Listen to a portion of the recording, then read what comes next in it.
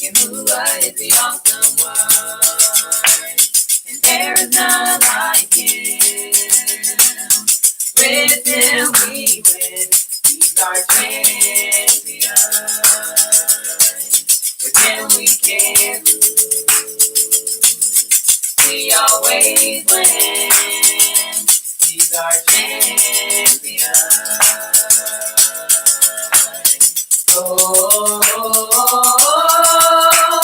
Yahuwah is the awesome one, and there is none like you. With you we win, you're our champion. With you we can't lose, we always win, you're our champion.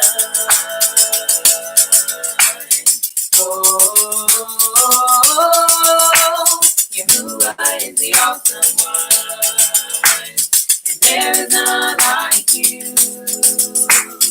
With you we win, you're our champion. With you we can't lose, we always win, you're our champion.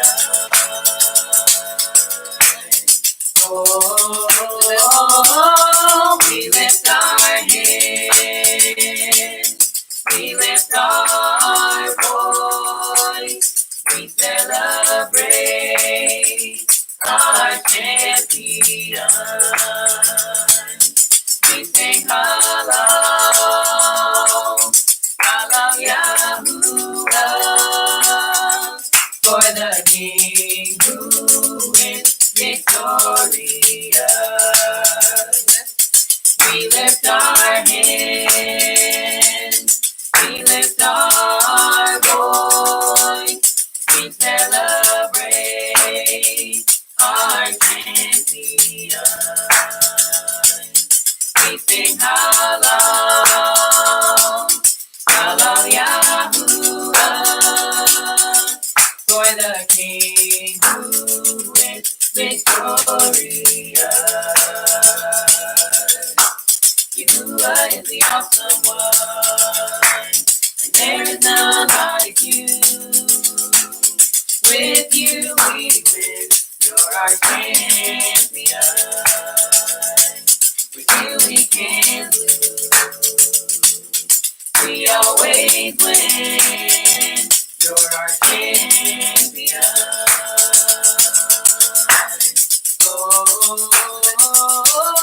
We lift our hands, we lift our voice, we celebrate our champion.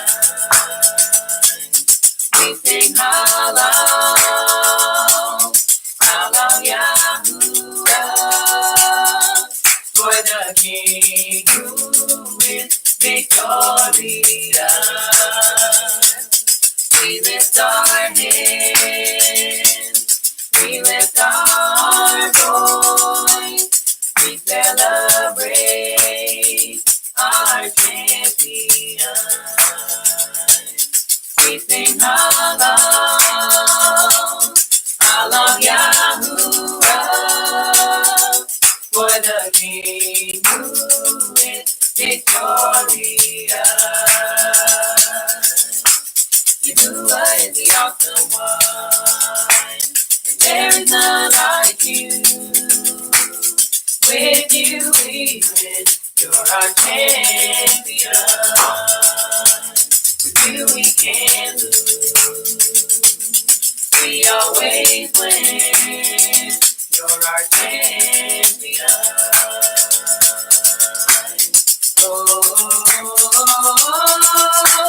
Yahuwah is the awesome one, and there is none like you. With you we win, you're our champion. With you we can't lose, we always win, you're our champion. Oh,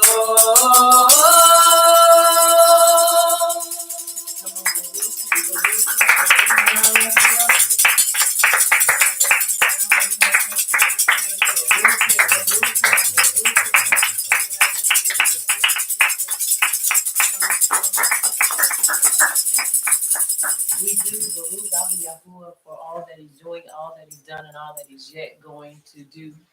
He's worthy of all praise and esteem as we're gathered here this Shabbat, a time to commemorate and celebrate our time of rest, a time to rest our minds, our hearts, our ruach, and also in our time of rest to be able to receive some nuggets. These are nuggets. This is what I like to call nugget time, a time to receive nuggets to help us to develop and grow and to move forward. It may be raining outside, and though it's raining outside, maybe a little nasty out there because of the weather, but yet we still want it to be nice and delightful in the presence of Abba Yahuwah as we come together this great Shabbat. We want to begin with the Baruch of the Torah.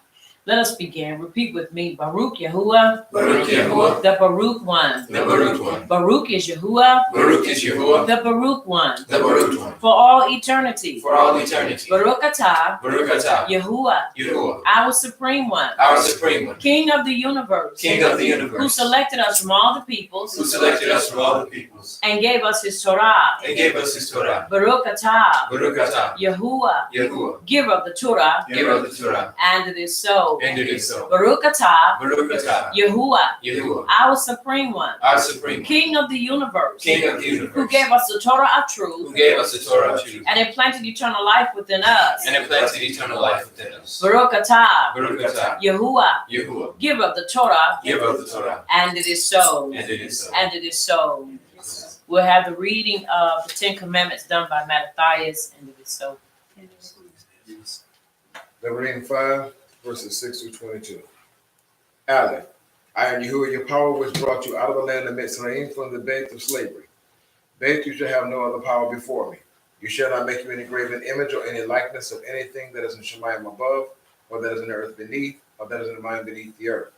You shall not bow down yourself unto them nor serve them, for I, Yahuwah, your power, am a jealous power, visiting the iniquity of the hours upon the children unto the third and fourth generation of them that hate me, and showing mercy unto thousands of them that are harm me and keep my commandments. Gimel, you shall not take the name of Yahuwah, your power, and falsify it, for Yahuwah will not hold him guiltless that takes his name and empties it. Dalet, guard the Sabbath day to set it apart, as Yahuwah, your power, has commanded you. 6 days you shall labor and do all your work. For the seventh day is the Sabbath of Yahuwah your power. In it you shall not do any work. You, nor your son, nor your daughter, nor your manservant, nor your maidservant, nor your ox, nor your ass, nor any of your cattle, nor your foreigner that is within your gates, that your manservant and your maidservant may rest as well as you. And remember that you were a servant in the land of Mitzrayim, and that Yahuwah your power brought you out of there through a mighty hand and by a stretched out arm. Therefore Yahuwah your power commanded you to keep the Sabbath day. Hey, esteem Yahweh and your image, Yahuwah your power has commanded you, that your days may be prolonged and that it may go well with you in the land which Yahuwah your power is about to give you. While you shall not murder. Zain, neither shall you commit adultery. Het, neither shall you steal. Tet, neither shall you bear false witness against your neighbor. Yud, neither shall you desire your neighbor's issue, neither shall you covet your neighbor's bait, his field, or his manservant, or his maidservant, his ox, or his ass, or anything that is your neighbor's. These words Yahuwah spoke unto all your assembly in the mount out of the midst of the fire, of the cloud, and of the thick darkness with a great voice. And he added no more. And he wrote them in 2 tables of stone and delivered them unto me. And it is so. And it is so. Devarim chapter 6, verses 1 through 18. These are the commandments, the statutes, and the judgments which Yahuwah your power commanded to teach you, that you might do them in the land where you're going to enter and possess it, that you might fear Yahuwah your power to keep all his statutes and his commandments, which I command you, you and your son and your grandson, all the days of your life, and that your yams may be prolonged.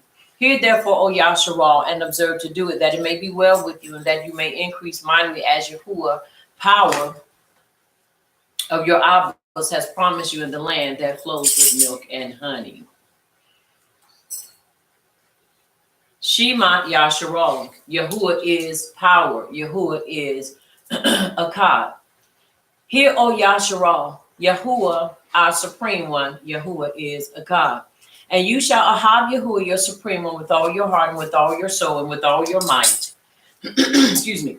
And these words which I command you this yom shall be in your heart, and you shall teach them diligently unto your children, and shall talk of them when you sit in your bed, and when you walk by the way, and when you lie down, and when you rise up.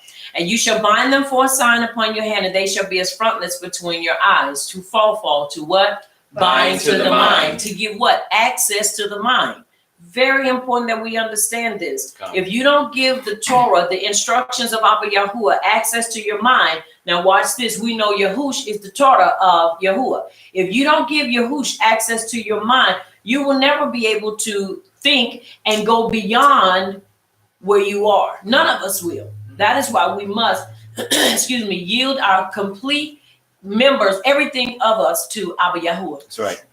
And you shall write them upon the posts of your bed and on your gates. And it shall be when Yahuwah your power shall have brought you into the land which he swore unto your Abbas, to Abraham, to Isaac, and to Yaakov, to give you great cities which you did not build, houses full of all great things that you filled not, wells dug that you did not dig, vineyards and olive trees which you did not plant. When you shall have eaten and be full, then beware lest you forget. Somebody say, don't forget. Don't forget.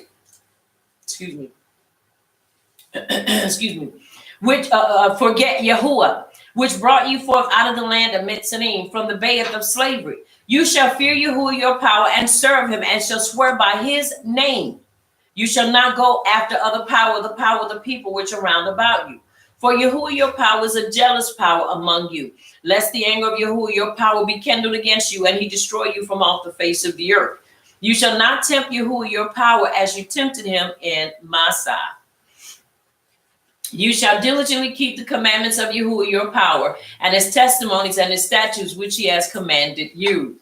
And you shall do that which is right in the sight of Yahuwah, that it may be well with you, and that you may go in and possess the great land which Yahuwah swore to your fathers. And it is so. And it is so. And it is so. Let us have another song, please. Excuse me.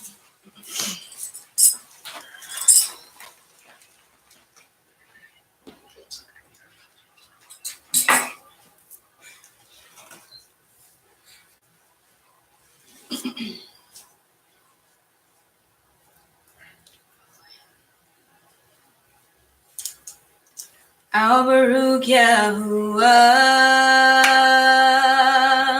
Al Baruch Yahuwah, with a heart of thanksgiving. Al Baruch Yahuwah, Al Baruch Yahuwah, Al Baruch Yahuwah. With a heart of thanksgiving, Al Baruch Yahuwah, Al Baruch Yahuwah, Al Baruch Yahuwah. With a heart of thanksgiving, Al Baruch Yahuwah. Al Baruch Yahuwah, Al Baruch Yahuwah, with a heart of thanksgiving, Al Baruch Yahuwah, with my hands lifted up, and my mouth filled with praise. With a heart of thanksgiving, Al Baruch Yahuwah. With my hands lifted up, and my mouth filled with praise. With a heart of thanksgiving, Al Baruch Yahuwah. Al Baruch Yahuwah, Al Baruch Yahuwah, with a heart of thanksgiving, Al Baruch Yahuwah, Al Baruch Yahuwah, Al Baruch Yahuwah. With a heart of thanksgiving, Al Baruch Yahuwah. With my hands lifted up, and my mouth filled with praise. With a heart of thanksgiving, Al Baruch Yahuwah. With my hands lifted up, and my mouth filled with praise, with a heart of thanksgiving. Al Baruch Yahuwah. With my hands lifted up, and my mouth filled with praise, with a heart of thanksgiving. Al Baruch Yahuwah. Al Baruch Yahuwah. Al Baruch Yahuwah. With a heart of thanksgiving. Al Baruch Yahuwah. Al Baruch Yahuwah. Al Baruch Yahuwah. With a heart of thanksgiving. Al Baruch Yahuwah. Al Baruch Yahuwah. Al Baruch Yahuwah. With a heart of thanksgiving. Al Baruch Yahuwah. With my hands lifted up, and my mouth filled with praise, with a heart of thanksgiving. Al Baruch Yahuwah. With my hands lifted up, and my mouth filled with praise, with a heart of thanksgiving. Al Baruch Yahuwah. Al Baruch Yahuwah. Al Baruch Yahuwah. With a heart of thanksgiving. Al Baruch Yahuwah. Al Baruch Yahuwah. Al Baruch Yahuwah. With a heart of thanksgiving. Al Baruch Yahuwah. Al Baruch Yahuwah. Al Baruch Yahuwah. With a heart of thanksgiving. Al Baruch Yahuwah.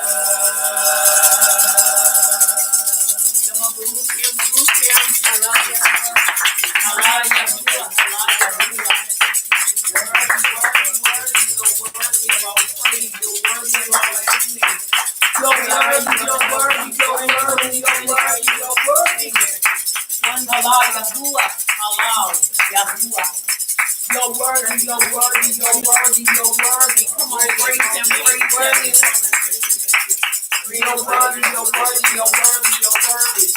You will never minimize, you will never, ever minimize your time or take for granted the opportunity that he gives unto us to praise him, to fellowship with him during this time of rest. We appreciate you, Abba Yahuwah, so much, so much for keeping us throughout the Yamim to bring us back to this appointed time, that we may feast with you, that we may learn from you, that we may grow, and that we may unify ourselves with one another, and most foremost and most importantly with the Torah. That's right. Very important. If you are, if it look like it's coming in and out and it's kind of stopping and going slow, it's our internet. I do apologize. We called, they said there is nothing wrong with it. And so we chump it up as being the enemy, just not wanting us to go and do what we have to do, but we're going to continue to do what we have to do. Also, it is raining. And so with that being said, stick with us, don't quit us. Stay with us and see what the end is going to be. That's right. Once again, I do apologize, but we will continue to move forward. At this time, Mishlei 15:8 The sacrifice of the wicked is an abomination, hateful and exceedingly offensive unto you, Abba Yahuwah, but the prayer of the upright, it is your delight. Romaiah 14, 17, and 18. For the kingdom of Yahuwah is not meat and drink, but uprightness and shalom, and joy in the Ruach Kodesh. For in these things serve Yahush is acceptable to Yahuwah and approved of men. Misty 3 and 4, so shall you find great understanding and high esteem in the sight of judgment of Yahuwah and man, and it is so. And it is so. And it is so. And it is so.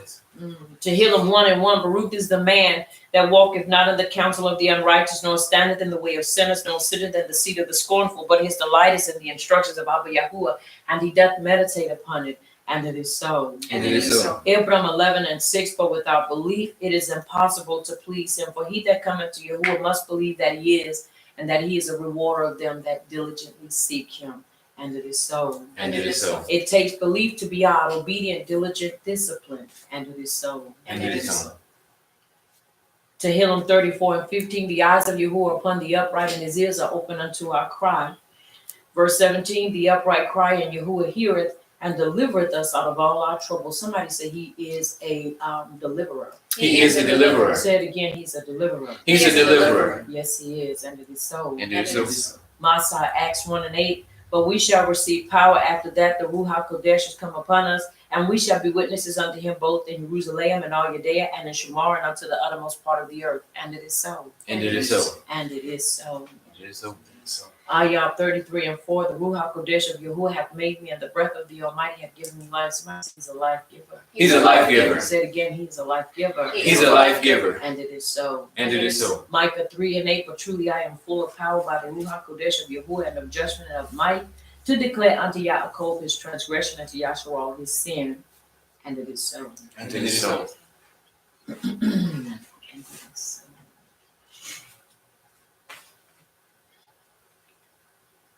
Yahukanan, Yahush, the son of Nun, 1, 7, and 8. We're going to read 7 and we're going to recite 8 together. 7 says, only be you strong and very courageous, that you may observe to do according to all the Torah which Moshe my servant commanded you. Turn not from it to the right hand or to the left, that you may prosper wherever you go. Very important for us to understand if we want to prosper, not just economically prosper, but to prosper even in understanding the writings. Very important. Verse 8, as I have tailored it to fit a time of confession, I just made it personal.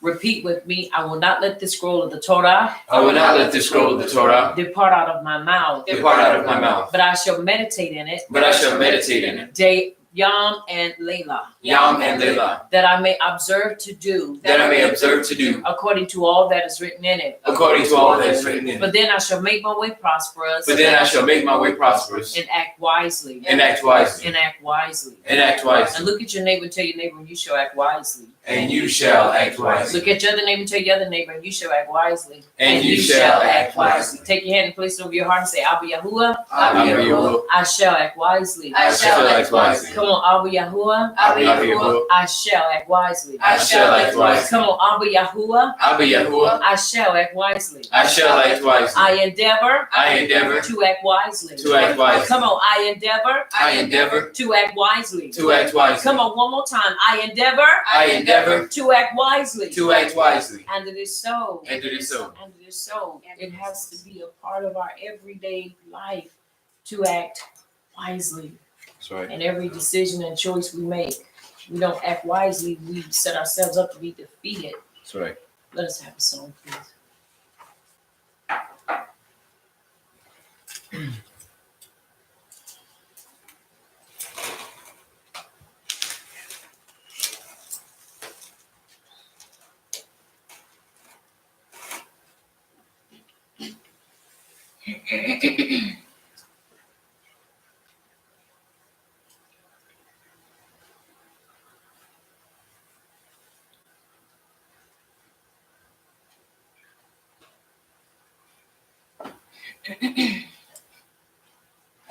Come on and Baruch Yahuwah with me. Come on and Baruch Yahuwah with me. Come on and Baruch Yahuwah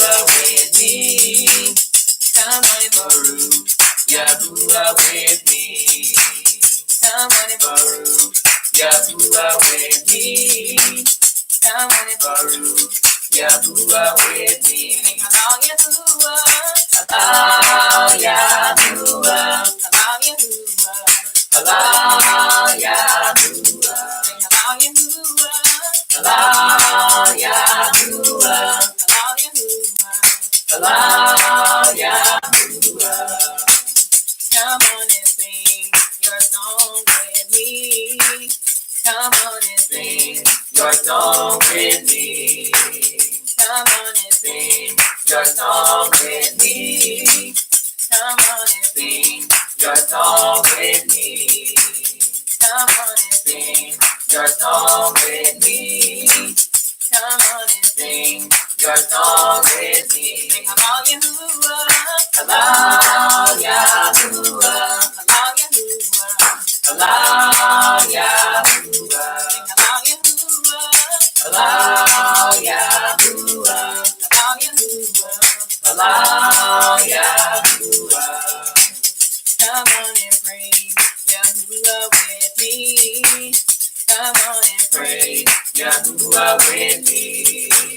Come on and praise Yahuwah with me. Come on and praise Yahuwah with me. Come on and praise Yahuwah with me. Come on and praise Yahuwah with me. Come on and praise Yahuwah with me. Come on and praise Yahuwah with me. Sing Halal Yahuwah. Halal Yahuwah. Halal Yahuwah. Halal Yahuwah. Sing Halal Yahuwah. Halal Yahuwah. Halal Yahuwah. Halal Yahuwah. Sing Halal Yahuwah. Halal Yahuwah. Halal Yahuwah. Halal Yahuwah. Come on and Ahab Yahuwah with me. Come on and Ahab Yahuwah with me. Come on and Ahab Yahuwah with me. Come on and Ahab Yahuwah with me. Come on and Ahab Yahuwah with me. Come on and Ahab Yahuwah with me. Come on and Ahab Yahuwah with me. Come on and Ahab Yahuwah with me. Sing Halal Yahuwah. Halal Yahuwah. Halal Yahuwah. Halal Yahuwah. Sing Halal Yahuwah. Halal Yahuwah. Halal Yahuwah. Halal Yahuwah. Sing Halal Yahuwah.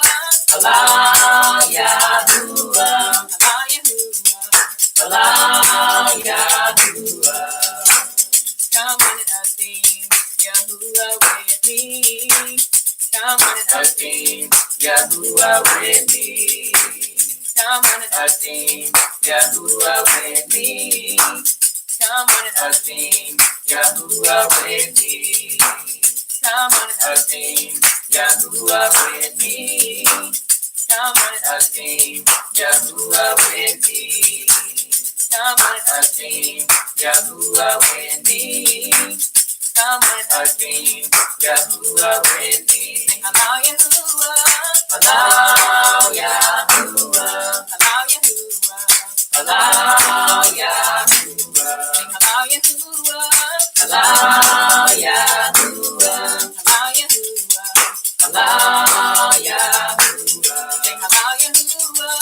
Halal Yahuwah. Halal Yahuwah. Halal Yahuwah. Come on and wave your hands with me. Come on and wave your hands with me. Come on and wave your hands with me. Come on and wave your hands with me. Come on and wave your hands with me. Come on and wave your hands with me. Sing Halal Yahuwah. Halal Yahuwah. Halal Yahuwah. Halal Yahuwah. Sing Halal Yahuwah. Halal Yahuwah. Halal Yahuwah.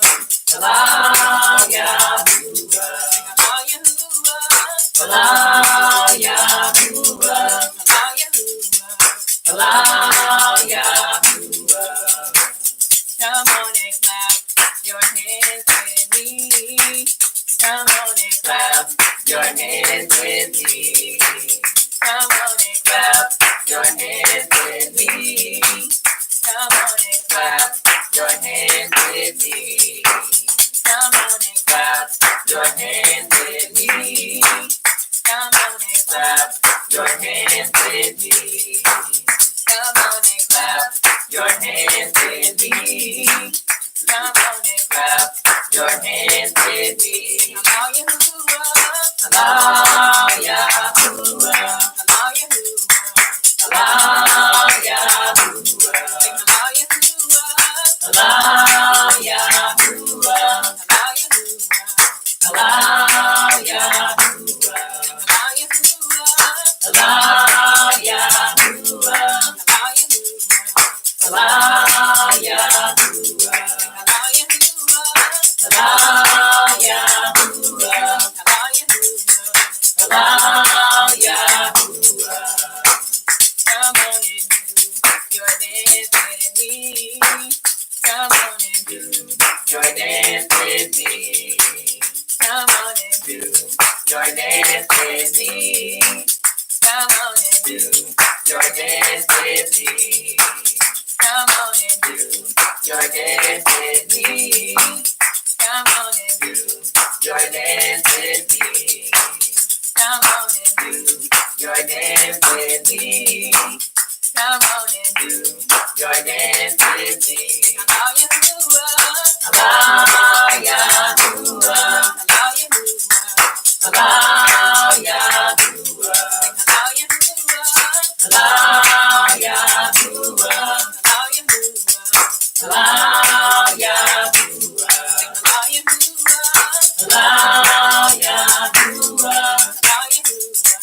Allow Yahuwah. Allow Yahuwah.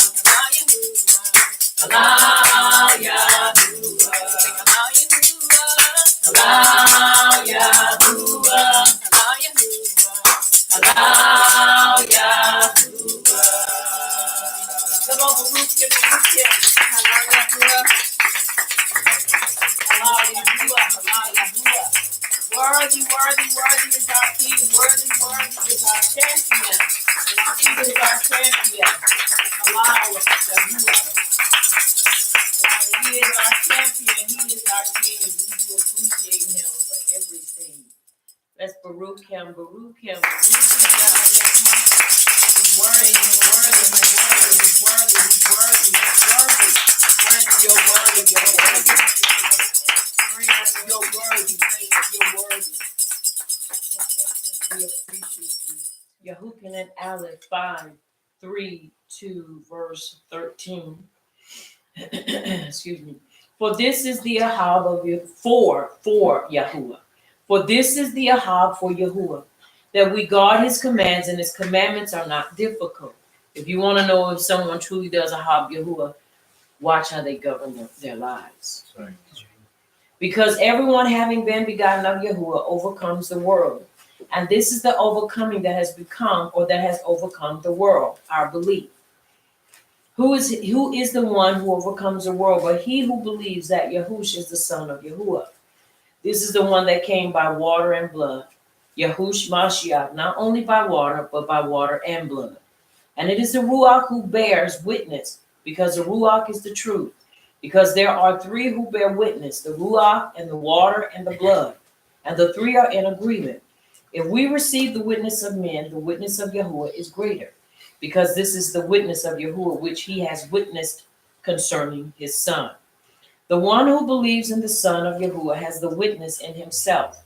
The one who does not believe Yahuwah has made him a liar, because he has not believed the witness that Yahuwah has given concerning his son. And this is the witness, that Yahuwah has given us eternal life, and this life is in his Son.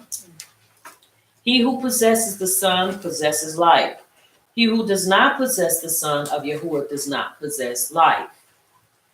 I have written this to you who believe in the name of the Son of Yahuwah, so that you know that you possess everlasting life, and so that you believe in the name of the Son of Yahuwah.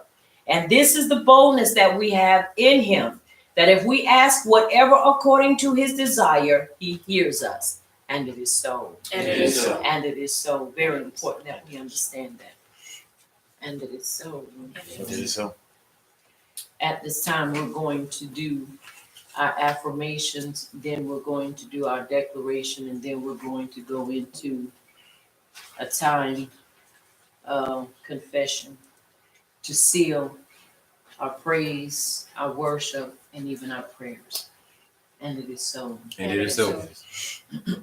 Repeat with me. I purpose to develop my ruach. I purpose to develop my ruach. I purpose to walk in the light of Torah. I purpose to walk in the light of Torah. I am Ibram. I am Ibram. I am born again. I am born again. I am Ibram. I am Ibram. I have the life and nature of Yahuwah I have the life and nature of Yahuwah in my ruach. in my ruach. That life is the Torah of Yasharal. That life is the Torah of Yahshua. I purpose to walk in the Torah of life. I purpose to walk in the Torah of life. Yahuwah's Torah, Yahuwah's Torah, Yahush, Yahush, is in me. is in me. Yahuwah's knowledge Yahuwah's knowledge is in me. is in me. Yahuwah's ahab Yahuwah's ahab is in me. is in me. Yahuwah's power Yahuwah's power is in me. is in me. Yahuwah's wisdom Yahuwah's wisdom is in me. is in me. He is teaching me. He is teaching me. He is teaching me. He is teaching me. He is leading me. He is leading me. I am a child of Yahuwah. I am a child of Yahuwah. The Ruach Kodesh of Yahuwah The Ruach Kodesh of Yahuwah in me is leading me. in me is leading me. I'll follow her leading. I follow her leading. I'll walk in the Torah. I walk in the Torah. Yahush, Yahush, our Mashiach. our Mashiach. And it is so. And it is so. And it is so. And it is so. Our declaration and another affirmation for us as a people. Repeat with me. Abba Yahuwah. Abba Yahuwah. In the name of Yahush. In the name of Yahush, Our Mashiach. our Mashiach. We subdue ignorance We subdue ignorance with Torah knowledge. with Torah knowledge. And through this knowledge And through this knowledge of Torah truth, of Torah truth, we claim healing, we claim healing, shalom, shalom, deliverance, deliverance, and salvation. and salvation. We decree We decree Torah truth Torah truth in the lives in the lives of your people, of your people, our people, Yasharal. Yahshua. We unite, We unite not to fight, not to fight, not to fight, not to fight each other, each other, each other, each other, but the enemy but the enemy of our belief. of our belief. And it is so. And it is so. I decree a time of rest, shalom, and truth in Yahuwah through Yahush our Mashiach. And it is so. And it is so. Now let us go before our King, bow before him, and let us seal this with the Torah, with the writings, with the Nevi'im. Repeat with me.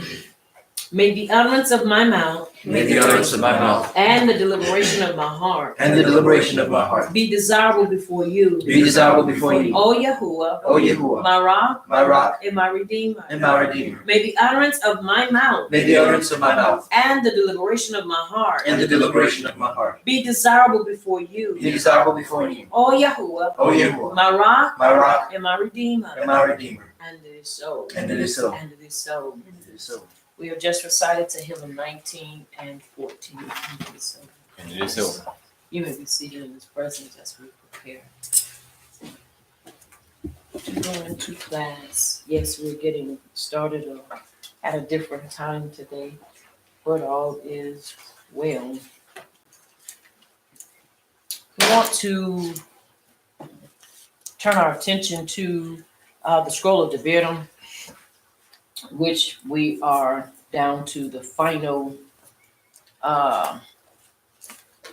chapters of this portion of our Torah readings as we have gone through for a whole year. And we will start it back up and go through it again. It never becomes monotonous and it never becomes old. In order for us to truly understand the way of Abba Yahuwah, it is important that we continue to follow it consistently and consecutively. Right. And so as we continue to follow it and we continue to do what we do, I've learned in this walk, when you go to do something and you remain consistent with it, you have people that'll stick, and then you'll have people that'll leave because they feel like they've outgrown it, or it's beyond that. One of the things I've learned is if we're going to grow, we have to continually do things consecutively and consistently. Very important that we do that. And it's not always in terms if you don't see me or I don't see you that you're not doing what you're supposed to do. In other words, you need to have a lifestyle. We must have a lifestyle regimen that says every day I'm going to do this so that I can develop and grow. Right. I've used the analogy more than once. People can grow without developing, and people can develop without growing. That's where you call, many people use it as a slang and kid around with it, but retardation, or call a person retarded, means that that person can't go any further because they cannot grow. And so they're stunted. This is where you get little people from. You get midgets from. They develop, but they don't grow. They don't grow. They develop, excuse me, but they don't grow. So we don't want to develop without growing. Neither do we want to grow without developing. We want to do both. Just like a flower without a smell would not be a flower. It would not be a genuine flower. Right. So we want to grow and we want to develop. And so in order to do that, it's important that we follow in the Torah so that we can develop and grow. Because remember, we're walking into a lifestyle in a way that we never had before. Our ancestors were Baruch to have this life and to have this way of life. We were not until now. And so it is important that we do what is necessary so that we can grow, so that we can maintain the strength and maintain that fortitude. It's sad to say, but that our ancestors and forefathers did not hold on to. Right. They didn't hold on to it. And so it's important for us to understand, in order to hold on to it, you got to have something. And that something is the meat. It is the instructions of the Torah. So we want to turn our attention to Devarim once again, chapter 32. And every Shabbat we have a theme. And this one is Hazinu or Hazinu. And it means give ear. Give ear. So on to Yom, we're going to talk about giving ear. And we're going to listen once again. This is Moshe. And as we have heard, and if you have been following or even listening, in the latter part of Devarim, in the latter part of the chapters from 29 all the way to 32, where we are to Yom, you see that Moshe is constantly repeating and rehearsing in the ears of the children of Yasharal how they are to conduct themselves, how they are to govern themselves. He even prophesies to them the doom that they're going to fall into. He even prophesies, not at his own will, but because of Yahuwah prophesying and speaking through him, giving the children of Yasharal what they were going to end up going through, what they were going to end up forfeiting. And so it is important that we learn the ways of our ancestors and forefathers so that we dare not repeat the very same sins that they repeated, that we dare not fall into the same judgments that they found themselves falling into. And you definitely don't want to fall into no new ones, but you really don't want to fall into any old ones. Right. Very important for us to understand that. I was watching a movie the other Layla, and it was Sheba and Suleiman, and they had Halle Berry playing as Sheba, and they had a Mexican brother playing as Suleiman. I want to say this because I think this is really interesting. There was, as she stood before Suleiman, there was a riddle that he asked her, because you got to understand, you have two kingdoms that are meeting face to face, according to the way they had it in the movie. And he asked her as a queen, because he wanted to know how smart she was. So he asked her, he said, he gave her the riddle. He said, because he had, concubines and wives. And and one of the things he said, well, my concubines and my wives, they make flowers and they do flowers. And he said, and I put a flower in there. He said, a real flower. And he said, and I put it in the mix, but you can't tell. He said, how would you be able to determine whether or not that is a real flower? How would you be able to determine that? You can't touch it. You can't smell it. You can't do anything. You have to be able to basically recognize it with the eye. You can't smell it though. Her answer was, you take it out into the field. And wherever the bees land, you know it's the real flower. Because they're only going to pollinate a real flower. Question is, how do you know truth from false? Well, one thing about truth always pollinates our lives and causes us to grow in a positive direction, not a negative direction. This is why it's important. If you're ever wondering, test it. Do the acid test. Ask yourself 2 questions. Am I growing in the direction of Yahushua, or am I growing in the opposite direction of him? Because if I'm really growing in the way that I'm supposed to, then I'm going to produce positive what? Fruit. I can't keep producing negative fruit if I'm using the right tools. If I'm producing negative, that means I'm going in the opposite direction than what I'm supposed to. Synthetic light will only hold for a temporary season. Anything that grows has got to have natural light. And you have to understand, we are the natural habitation for the Torah. Our bodies, our lives were created for the Torah to tabernacle in. And this is why it is important that we keep a clean life and that we live a life where the Torah wants to reside. Because y'all know the Torah is alive, right? Yes. It's alive. It's not dead. Right. And so we must maintain a lifestyle that is productive and that continues to welcome the instructions of Abba Yahuwah in our lives. That's very important. And I thought that was interesting. I only got that far because then the rest of it, the movie started making me mad because I'm like, y'all know this ain't gonna happen. But I did get a chance to get that little bit out of there. So I was grateful for that. But I thought that was just so, to me, just so, yapa. For him to ask her that, and she knew she was in my opinion, from what I've read about, a phenomenal queen.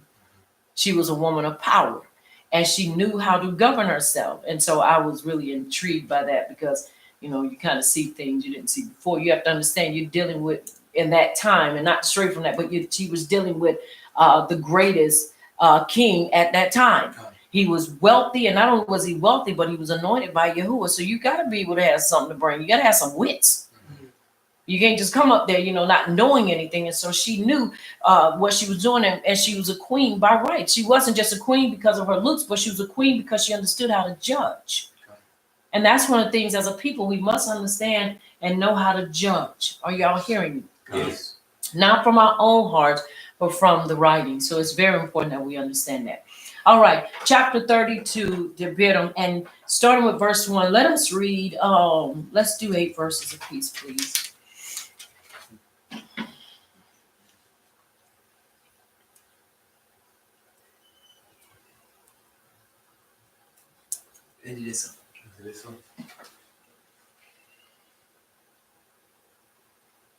Give ear, O you Shemayim, and I will speak.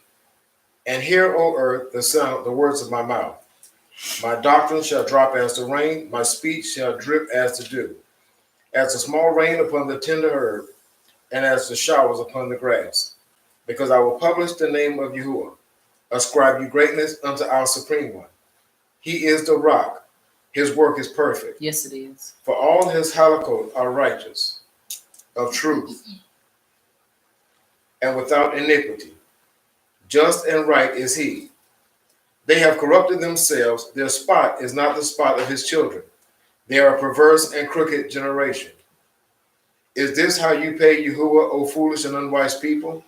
Is not he your Abba that has brought you? Has he not made you and established you? Remember the days of old. Consider the years of many generations. Ask your father, and he will show you. Your elders, and they will tell you. When the sovereign divided the nations, their inheritance, when he separated the sons of Adam, he set the bounds of the people according to the number of the children of Yasharah. And it is so. And it is so. Shemayim and earth. Moshe called Shemayim and earth to witness his last exhortation because they were eternal. Because they are eternal. Now he's giving them an exhortation so that they will remember. And he's bringing them into account, and he is calling Shemayim and earth to witness to what is being said. Now you have to remember, if you go back and read chapter 31, you see that the children of Yasharal were warned. Our ancestors and forefathers were warned. And so he's calling in the elements to take witness of what is being said to them so that they will see that this is not a game, that this is real. And this is what's important for us as the children of Yasharal, is that everything we hear concerning instructions ought to put us in a serious mode every time. I don't care what we're doing, what's going on in our lives. Our attention ought to jump because we understand, no, wait. Everything must stop because now I'm getting instructions for how I'm supposed to govern my life, for how I'm supposed to do so that I can make sure that I will have a prosperous life. Yes. So it's important that we understand that. Now listen what he says, as the rain, as the dew. The Torah is life to Yasharal as rain is to the world. But whereas rain can be troublesome to wayfarers and others, Moshe adds as the dew which is acceptable to all. Just as rain and dew do not fail in their effort of fertilizing the soil, so praise, Moshe, may his words find receptive minds among Yasharal.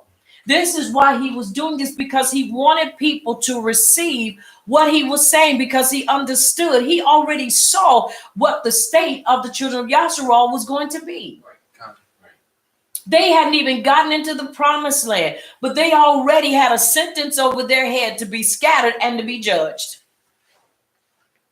Y'all hear me? Yes. That right there is one of the scariest things in the world. Because your feet haven't even touched the land, but you've already been judged and your fate has already been determined by the imagination of your heart. They were already thinking things that already had disqualified them from even being on the land. But yet Yahuwah, in his mercy, and because he is a committed Savior, and he's not a liar, he still let them move forward and move on into the land. It's important that we understand these things.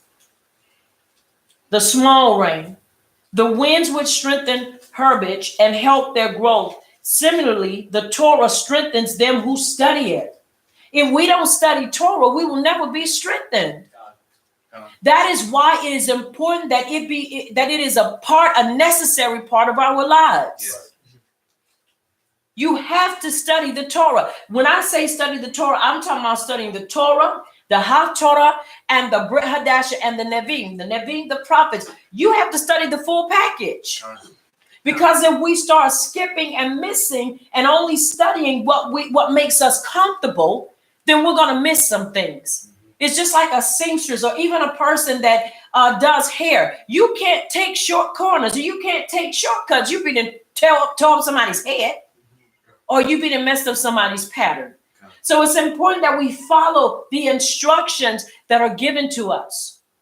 Are you following me? Yes. Studying brings about growth, also development. A newborn baby has to have milk. The best kind of milk for a baby to have is breast milk. It is. Nowadays, people don't talk about that because they feel like, oh, we can't talk about that. That's no. I work and no, I just can't see doing that. It is the best. There is nothing that can come close to it. Synthetic milk, made up milk, that ain't it. And if you really go back into our history and you look and see, even during slave times, even the slave owners knew that the best kind of milk was breast milk. That's why they always pull Ibram women in to nurse their babies. Because they knew it was rich in nutrients. They knew it was rich and it kept the babies healthy. That's right. A breastfed baby is a baby. You don't even have to worry about getting sick. Why? Because the immune system goes off the chart. That's right. So it's important that we understand that if we don't take in Torah like we're supposed to, we will find ourselves every now and then becoming sickly, and we'll become weak in our belief. And we'll believe anything that comes our way, or we'll start acting out how we feel. And we can't do that. That's right. It's important that we understand grounding ourselves in Torah. All of us have things that we go through. Anybody that says they don't, they are a liar. Life has a way of throwing curveballs at you, not one at a time, 3 and 4. You know how they have that mechanical thing that teaches the batters to perfect their swinging average? Just like tennis players, when they're playing tennis and they have that mechanical thing that maybe sometimes the balls come out there so fast, you hitting and you trying to figure out, okay, is this thing will ever slow down? Life sometimes never gives you an opportunity to breathe. But you got to learn how to use the Torah as your apparatus. Did I say that right? You know, that thing that's on your back when you're breathing. Scuba. The scuba gear. Is that right? Mm-hmm. That's what you have to have on.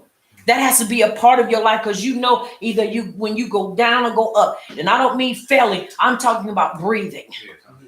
Because sometimes you need to take a good old deep breath and catch your wind, because sometimes stuff can catch you off guard and knock the wind out of you. But when you have that apparatus on your back, they understand when you go, you can go deep, and when it's time to come up, you can come up because you have what? Enough of air. Right. Torah gives us the air to breathe. Are y'all following me? Yes. Very important for us to understand that this is real life, and you're gonna have real problems, but we gotta maintain our walk in Torah without fail. For I will proclaim, when I mention the name of Yahuwah, do you Baruch it? He adds that from this verse, the rabbis deduce the response, Baruch be the name of his kingdom, to a benediction. So when people talk and we are talking about Yahuwah and we are making reference to him, back in the day, they would make it as a benediction, or they would say Yahuwah be Baruch.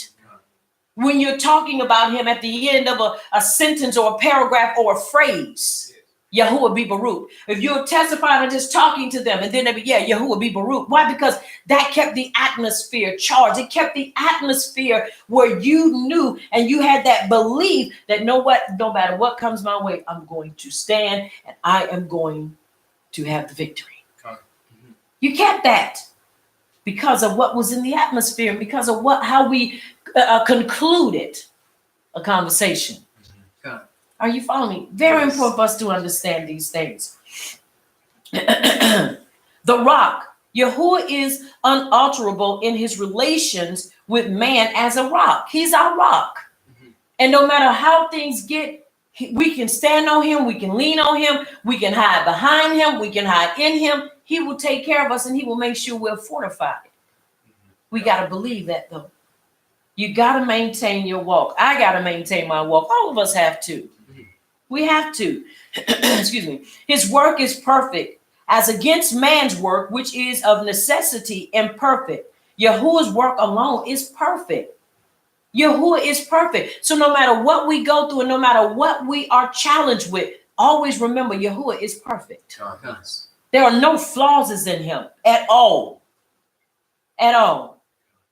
All his ways are justice, whether tending to happiness or misfortune, whether he's tending to our happiness or we end up experiencing misfortune, he is still always justice. Justice is always at the helm of it. He's always going to show equality. He's always going to show us that he is for us, even when misfortune comes in, because we are his children. Are y'all following me? Yes. Very important for us to understand that. Yahuwah is committed. He is committed to give reward to the upright and the hereafter if we do not receive it in this world. He is committed and he will fulfill his promise to the patriarchs concerning their descendants. We are the descendants. And this is why it's important that we understand our position in receiving the covenant and fulfilling the obligations and the responsibility of walking in covenant belief. Covenant is more than me saying I'm a covenant believer. My life has to say it. Watch this. Even when I feel like I don't feel like doing it. See, people don't want to really talk like that because you have a lot of people that don't feel like doing it. But it's not about a feeling. It is about a knowing. Because see, sometimes you can deal with people that can make you feel like not wanting to do it. But it ain't about the people. It is about us serving Yahuwah through Yahushua HaMashiach. Right. This walk is not hard, but it's challenging. It is not hard. It is challenging. It comes to challenges. If we never had challenges, we would never be able to truly stand and know that he is our rock and that he is our savior. That's right. Very important for us to understand that. Without iniquity, even the wicked receive his reward for any acts performed by them. Whether the acts are great or whether the acts are bad, you're going to receive your just reward. You're going to receive your just reward. So I want my reward to be that because I've done what he's told me to do. Yeah. And because I've walked in complete compliance and obedience. Excuse me. Just and upright is he. His merciful acts and right in meting out punishment. He's not going to give something that is not due. Mm-hmm. If we get it, it's because we merit it. He's not going to give us that's what is not. Just because, remember, he desires what? Righteous ruling and judgment. Say it again. Righteous ruling and righteous judgment. Righteous ruling and righteous judgment. That is what he expects of us because that's who he is. Right. And if we are his children, then we must exemplify that same thing. One of the things I've learned and I'm coming to truly learn is that, have you noticed that when people are caught most of the time in situations, how we sometimes, if we're not careful, we be ready for them to be judged right then and there. Remember, he told us in Matthew Yahoo, I believe it is in chapter 5, where he talks about in the Beatitudes, where he said that the merciful will be shown what? Mercy. If we don't show mercy, then if we don't show mercy, how do we expect to have mercy shown on us? Mm-hmm. This is why it's important that we pray for one another and not dog one another out. If you see your Ak or Cody in a fault, you pray for them. You go to such a one and try to bring restoration. Many people don't know how to do that because we don't know how to go in private. We always trying to put people on blast. We always trying to show people up. Yo, we can't do that. We have to be careful. We were talking just the other young when we were out at the store, and one of the singers of U3, my oldest daughter, was singing in the restroom. And a young lady heard her and she said, "Oh my, your voice." She said, "You are going far." And so she began to tell her about the group and then began to tell her who she was. And she gave her Instagram. Now you have to understand, on the Instagram and even Facebook, all we have is ministry stuff up here. Ministry stuff, because that's what we want to do. We want to over-inundate. We want to flood, are you hearing me? Yeah. The internet with positive, reinforcing word, Torah, to bring our people into truth. They should never have to come and sift through negative stuff in order to see who we are about. Right. Yes. And like she was saying, she had put up a post some months ago saying, yo, we need to be careful of how we post and what we post on our pages, because you never know who's going to cruise by there. Rabbi Shaul said it in this matter: just because it's lawful doesn't make it expedient. Just because somebody may say something or do something that may not be to your liking doesn't mean you're supposed to put them on blast. Go to them in secret. Right. That's right. And talk to them first, because you don't ever know what can come out of that. People most of the time when they post up openly are looking for debates. They're looking for conflict. You sowing a seed of conflict. We don't have to do that. Remember, because we're uniting what? Not to fight each other, but the enemy of our what? Belief. Now you want to fight, then we're going to fight to uphold the belief of the instruction, the Torah that Abba Yahuwah has given unto us. And this is what Moshe was doing by telling them, listen, give ear. Don't turn a deaf ear. And above all, don't let your heart be swayed to go in a different direction. Because the moment you do, you've already lost the battle. You won't even get in the war because you've already lost the battles. You know, that's what causes wars, battles. Mm-hmm. It's the small battles that causes or creates the door for the war. Right. It's important that we understand these things. Y'all follow me? Yes. Excuse me. Is corruption his? Corruption is theirs, not his. A generation crooked and perverse that are not his children has corrupted his ways. And this is the blemish or their blemishes. Yashral has brought destruction upon himself and not upon others. His children are therefore, listen at this, responsible for their blemishes. And their blemishes cause them to act corruptly towards him. Consequently, they are not his sons and daughters. This is why we have to watch our actions. And this is why my favorite verse in all of the writings, I know everybody has theirs, is Yahu's the son of Nun, 1:8. Because you have to have something to keep you grounded when everything else is falling apart around you. When you want to just lose it. And when you just want to lose control, as the song says, when you want to lose control, but you understand, I can't lose control. Because I got to remember, if I'm not in control of my life, then I'm not capable of doing that. Now watch this. And the reason why that can be said is because I'm making the Torah, the thing that restrains me and that keeps me from doing the things that, watch this, that the flesh would desire me to do. Because I know if I do this, then I'm gonna mess up. And if you don't want to mess up your relationship with Yahuwah, you will find yourself constantly saying, nope, the Torah is my standard, it is my light, it is my strength, it is my rock, and I ain't gonna go nowhere. Are you following me? Yes. This is important because if we don't do that, we'll find ourselves all over the place. Because people can make you do that if you're not careful. Oh, foolish people and unwise. The word Nabal, foolish, denotes a person who repays his benefactor with evil. In breaking Yahuwah's law, Yasharal acted ungratefully, forgetting all the wonderful deeds which Yahuwah had performed for them. They also proved to be unwise because they did not realize that it was not Yahuwah, but they who would suffer in consequence of their sins. We're the ones that suffer from that, not Yahuwah. We suffer from that. We suffer from a broken relationship. We suffer because now we are ostracized from him.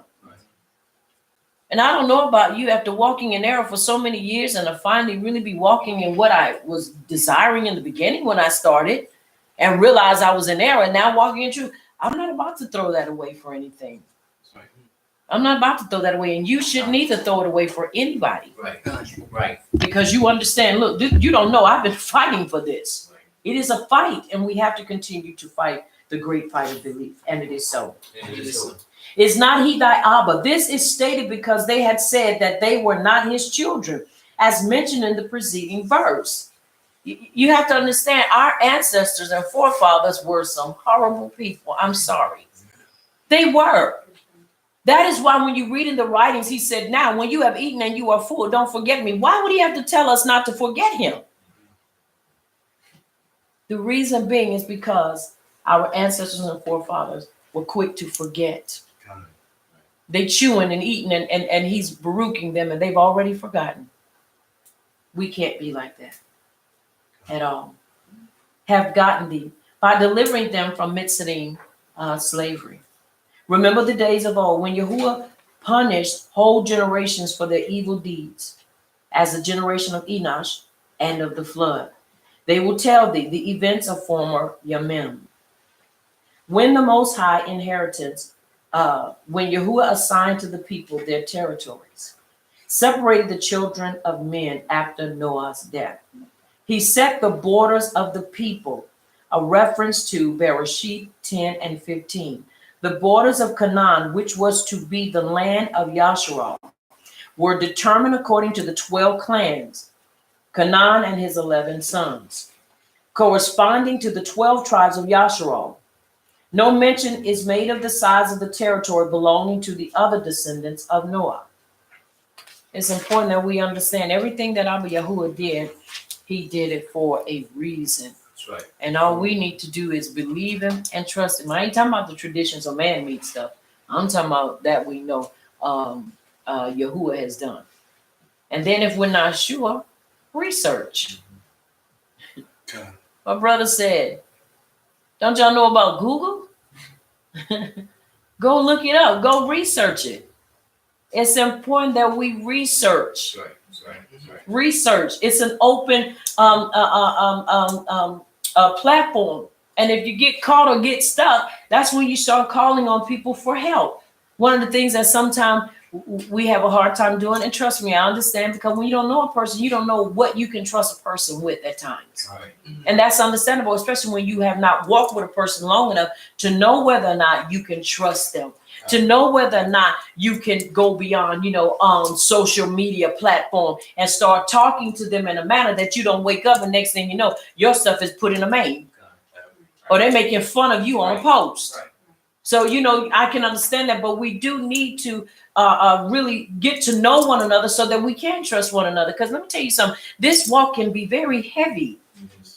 It can become very heavy, especially when you're dealing, everybody's not on the same platform. Everybody's not on the same level. And so it can become heavy. And when you don't really have somebody to talk to, and I'm not talking about just venting, I'm talking about talk to and can say, okay, look, right now, I'm trying to figure this out. And right now this thing looked like a bunch of squiggly lines to me, like a whole bunch of numbers and letters all bunched up together and just like a whole knot. And I need you to kind of help me pull out the knot and help me unravel some things and not be judged or not be looked at as being something less than walking in belief. It's important that we understand these things, like I said, because we don't want to find ourselves being at the losing end in this walk. That's right. That's right. He didn't wake us up for us to lose. He woke us up so we could win. Remember, we are serving the champion. That's right. He is the champion. And that makes us champions because we follow him and we do as he has said unto us. And it is so. And it is so. And it is so. All right, let us read, starting with verse 9. Let's read 9 verses this time. Verse 9. For Yahuwah's portion is his people. Yaakov is the lot of his inheritance. He found him in a desert land and in the waste of howling wilderness. He led him about, he instructed him. He kept him as the apple of his eye. As an eagle stirreth up her nest, fluttereth over her young, spreadeth abroad her wings, taketh them, beareth them on her wings. So Yahuwah alone did lead him, and there was no strange power with him. He made him ride on the high places of the earth, that he might eat the increase of the field. And he made him to suck honey out of the rock, and oil out of the flinty rock. Butter of kine and milk of sheep, the fat of lambs and rams of the breed of Bashan, and goats with the fat of kidneys of wheat. And thou didst drink the pure blood of the grape. But Yeshurun waxed fat, and caked. Thou art waxen fat, thou art grown thick, thou art covered with fatness. Then he forsook Yahuwah which made him, and lightly esteemed the rock of his salvation. They provoked him to jealousy with strange power. With abominations provoked them, they him to anger. They sacrificed unto devils, not to Yahuwah. To power whom they knew not, to power that newly came up, whom you fathers feared not. Of the rock that begat thee, thou art unmindful, and hast forgotten Yahuwah that formed thee. And it is so. And it is so. Now remember, this is Moshe giving his last and final exhortation to Yasharal. And this is what we would look at as a farewell speech. He's 123 years of age. He's seen them make it, but he's not going over. But he is trying to convey to them how they are supposed to govern themselves, how they are supposed to do so that they can continue to have. You have to understand, it's the one that has a deaf ear that continually is defeated and that continually finds himself up against the rock, constantly finds himself fighting and battling against opposition. And the number one opposition most of the time is ourselves. Right. The greatest battle we have is that battle with self. Right. Because that one mind says do, and then the next mind says not to. So the greatest battle is you fighting yourself. Most of the time, it's that inner battle. And this is why it's important that we govern ourselves in the way we're supposed to. Now, this is Yaakov, the lot of his inheritance. Neither Ishmael, the son of Abraham, nor Esau, the son of Isaac, but Yaakov and his descendants became Yahuwah's inheritance. That's why everything else doesn't matter. Because when we start trying to put everybody else in there, this is where we have problems. This is where we have problems when you're trying to put everybody else in there. And so when you put everybody else in there, you open up a vacuum. That's not the way it's supposed to be. Right. That's why we have to follow the lineage of Yaakov. And it is so. And it is so. He compassed him about, an allusion to the clouds of beauty which protected them in the wilderness. He goes back to what they experienced. Why does he go back? Because he wants them to visualize and to remember everything that has taken place. He wants them to remember how he brought them out. Now, mind you, many of them were children, but now they are adults. And it wasn't like they didn't see and know, but he's reminding them of what they came through. Visualization. Are y'all following me? Yes. It's very important. When we lose vision, that's when we lose being in touch with real reality. Because this, you got to understand, we don't live in a fantasy world. We live in reality. That's right.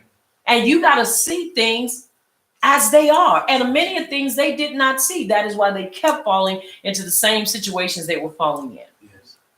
Because they kept losing the vision. I'm not talking about their sight. I'm talking about the vision. When a people lose vision, they perish. They perish because you forget the whole purpose of you coming out of slavery. He didn't bring them out of slavery to be enslaved by another deity. He brought them out so that they could worship him. He didn't wake us up so we could serve any and everybody else. He woke us up so we could serve him with our whole hearts, our whole beings, and everything about us. That's why he woke us up. That's important for us to understand. Are y'all hearing me? Yes. He cared for him. He instructed them there in the Torah. People don't understand. The greatest ahab we can see is his Torah, because everybody didn't get his instructions. Right. Many people believe that his instructions are grievous. The reason people believe they are grievous is because it ain't for you. And when it's not for you, you would tend to believe, why we got to do that? Man, that's a lot of stuff. But you have to understand, because this is what he's given unto us, and it is ours. It is not grievous. Sorry. It is not hard. All we have to do is have a heart and a mind to do it. You have to understand, that is how we know he ahabs us, because he was willing to give us his instructions. That's how we know. And it is so. And it is so. He kept him. There he protected them from the serpents, scorpions, and hostile nations. He protects us. He protected them, and he will protect us as long as we remain in his protection. That's right. And it is so. And it is so. He will keep us in his protection. And so it is important that we constantly visualize this and don't visualize anything else. Never visualize yourself being defeated. Right. Right. Always visualize yourself being on top, even if you feel like you leveled to the ground. Even if you feel like your belly is on the ground, always visualize yourself on top. Because when you visualize yourself on top and always winning, guess what? You will continue to move forward in the direction that gives you the victory. Yes. And that's upholding and maintaining his instructions for our lives. A life without Torah ain't nothing but a whole lot of hell. That's right. And that's the truth. Because without the instructions, what defines your life? What defines my life without his instructions? Nothing. Right. Did you not know that there is nothing out there in this world that can define our lives and shape our lives like that which was made for us? Are you understanding? Yes. But let me put it in this matter. We were created to follow what he already had in place. Mm-hmm. He created us to follow his instructions. Right. So let me rephrase that. His instructions were already there. He just raised us up and created us to follow these instructions. Right. And we are to do it with our whole hearts and with everything in us. Be passionate about it. You got to be passionate about what you do. If you are not passionate about what you do, how do you expect for it to be passionate? It won't be. Do you not know that Yahuwah is a passionate savior? Yes. All you gotta do is look at the colors. Look at everything he does. Look at the ocean, y'all. The way the ocean be turning and the waves be hitting. To me, that's just phenomenal, because that you see a passionate move of water. It's just not a still body of water. It's moving. Have you ever listened to water flowing? It's like music to the ear. Yeah. It's like soothing. It's soothing to the ruach. There's a pattern in it. There's a sound in it. And so it's important that we understand we have that same thing, and we have to be passionate about what we do. Because when you're passionate about what you do and what is yours, you will fight to keep it and you will fight to maintain it. That's right. That's right. Because if not, you won't. And that's just true. And it is so. And it's As an eagle, the eagle whose instinct of ahab and pity for her young is very great, does not enter her nest suddenly, but gradually awaits them by flapping her wings before entering. Similarly, Yahuwah had always treated Yasharal with consideration. My, y'all. That's enough to make you just cry. Because when you think about animals that, and think about an eagle now, an eagle is the boss. I've seen eagles knock full grown with them goats off the cliff. I've seen eagles literally pick up people, pick them up. And then when you see the gentle side of them as parents, she gets in, and before to not startle them, she flaps her wings. So when they get in, they're not startled because they're babies. So when she gets in, that's how she stirs the nest to let them know that mommy is here. That's the way Yahuwah does us. And y'all know he does. Yeah. When he woke us up, he didn't take us and wish I had a rag doll here. Get up! He didn't shake us to where he took us and literally shook us to death, to where he shook the hell out of us and scared the hell out of us. Wow. But even in his awakening and his touch of compassion, you know it. Because there are times, all of us can come in right off. It took time, but he kept showing us. He kept showing me breadcrumbs. And every now and then I'd pick up one and eat and look at the back and going forward. And let me show you something. He never let he never let anything go and eat those breadcrumbs. So when I did finally come into truth, I could backtrack and go back and get each one of those crumbs he left for me. That's compassion. That's compassion. Really, that's compassion. And when he's compassionate, that's what he does. Once again, we can't forget that. We look at people and we think people are more compassionate. No, Yahuwah is more compassionate. And this shows us that even the eagle, as boss as the eagle is, she can be compassionate to her babies. That's very important for us to understand. Very important. Hoovering over her young. During a flight, the eagle hoovers over her young to protect them. Likewise, a protective cloud followed Yasharal on his wandering through the wilderness. That's way that the enemy could not get to them because they couldn't see them. Fire by night and a pillar of smoke by day. They always knew. Our ancestors and forefathers always knew, just like we knew. That is why we cannot play. This is how we play straddle the fence. This is how we play walk the chalk line. This is how this is why we got to be all the way in it and not partially in it. Yeah. And that's the truth.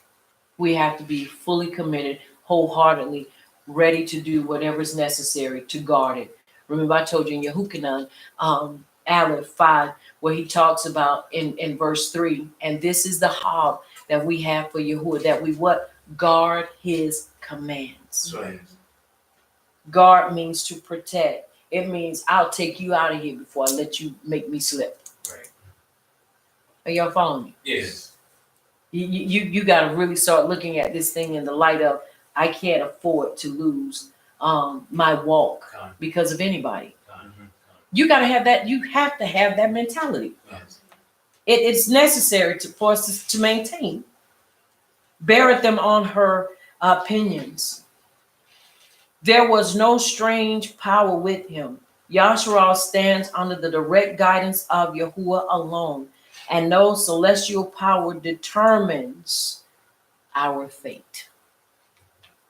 Are y'all following me? Yes. We ain't got to stand up there and do karate in front of them statues. We ain't got to stand up there and bow and give homage or homage to posters. All we have to do is walk and follow Yahuwah. Let me tell y'all something. This is why we have to be serious. That's right. Because our ancestors and forefathers will bow and will go out of their way. They went out of their way, and even some of our Mishpachot will go out of their way to follow idols instead of just walking in truth. Let it not be said of us. Let us maintain our walk and our consistency in him. The high places of the earth, that is the land of Yashua, which is higher than all other countries. Honey and oil, an allusion to the abundance of date, palms, and olive trees which grow on the mountains of the Kadesh land. Like I say, they would have it without scarcity. Without a scarcity. The kidney fat of wheat. The wheat was as fat as the fat of kidneys. This comparison is used because the shape of the kernel of wheat is similar to that of a kidney.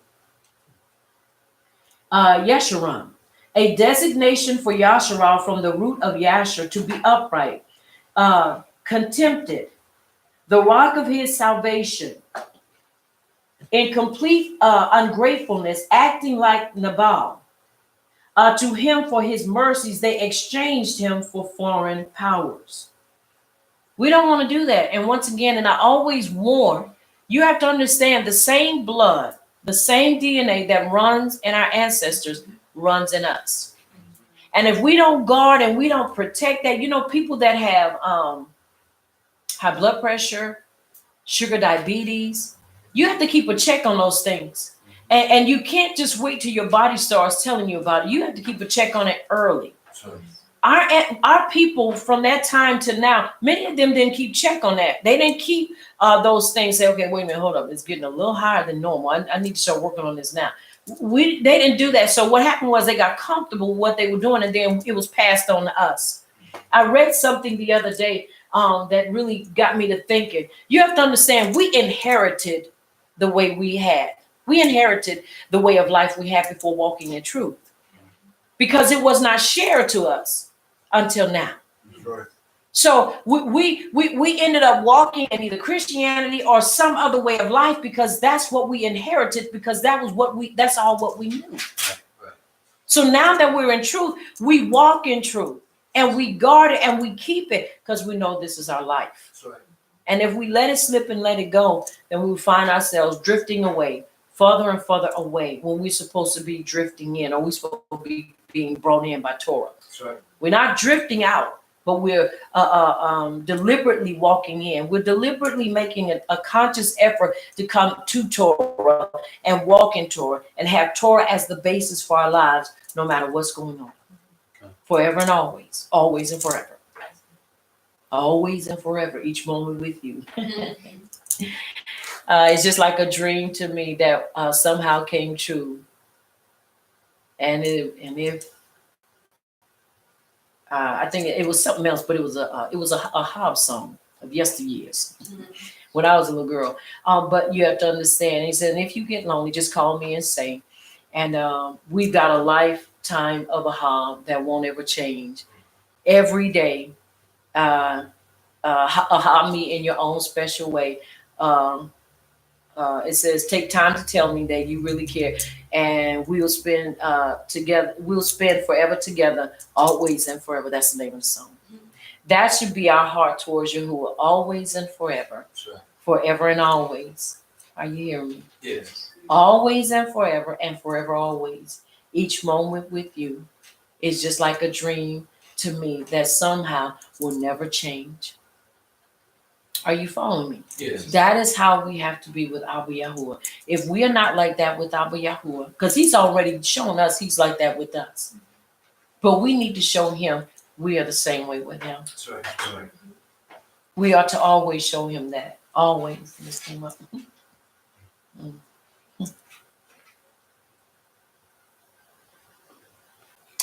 All right. Abomination.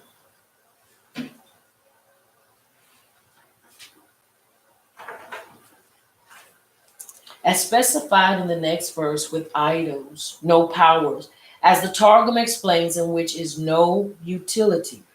It would not have been so bad if they had sacrificed the things which have used, that is, the heavenly bodies. No powers. Okay, this is what the Targum explains.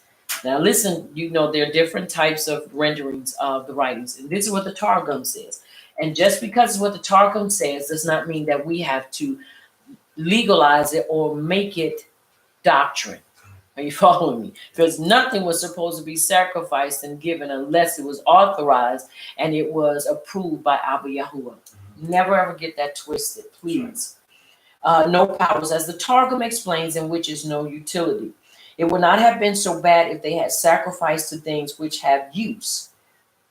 Now, once again, we can't say that, and we can't accept that as being true. They were not supposed to sacrifice to anything and anybody. Are y'all following me? Yes. All praise, esteem is always to go to Abba Yahuwah. Nowhere, even in the writings in the Brit Hadash, do you ever see Yahush ever asking for praise. He always directs us to praise who? Abba Yahuwah. That's right. He always does that. He always directs us to praise Abba Yahuwah. He teaches us and he shows us how to do it. And that's why we need to follow his example. Powers that they knew, Se'arum, they did not fear, connected with Se'ar, hair. Fear causing the hair to stand up, or it may be connected with Serim, or Satries. That is, their fathers never regarded them as Satries. With the latter, this person agrees with the latter, but translates fear. That they had neither personal proof nor ancestral tradition concerning the power of those deities. That's amazing. People just do stuff out of habit or because it's passed down. It's a passed down act. I saw this thing one time and it was crazy because people ask, well, why do you cook your pot roast like that? And most of the time people say, well, because, my mama did it. Then you ask, well, why did your mama do it? Well, because her Ema did it. Well, why did her Ema do it? Well, I don't know. They just started doing it. You have to understand, it's something that's passed down that we do. Everybody does not do the same thing. Everybody does not buy a meat cleaver and beat the crap out of their meat. There are some other techniques that can cause you to have that meat and when you open it up and take it out of the oven and the oven hits and the air hit it and it just falls off the bone. And for people that don't eat meat, that's you. You always hear people talk about you only have 3 forms of meat to eat and then you got all these vegetables. Well, I beg to differ. There's a lot of meat out there we can eat.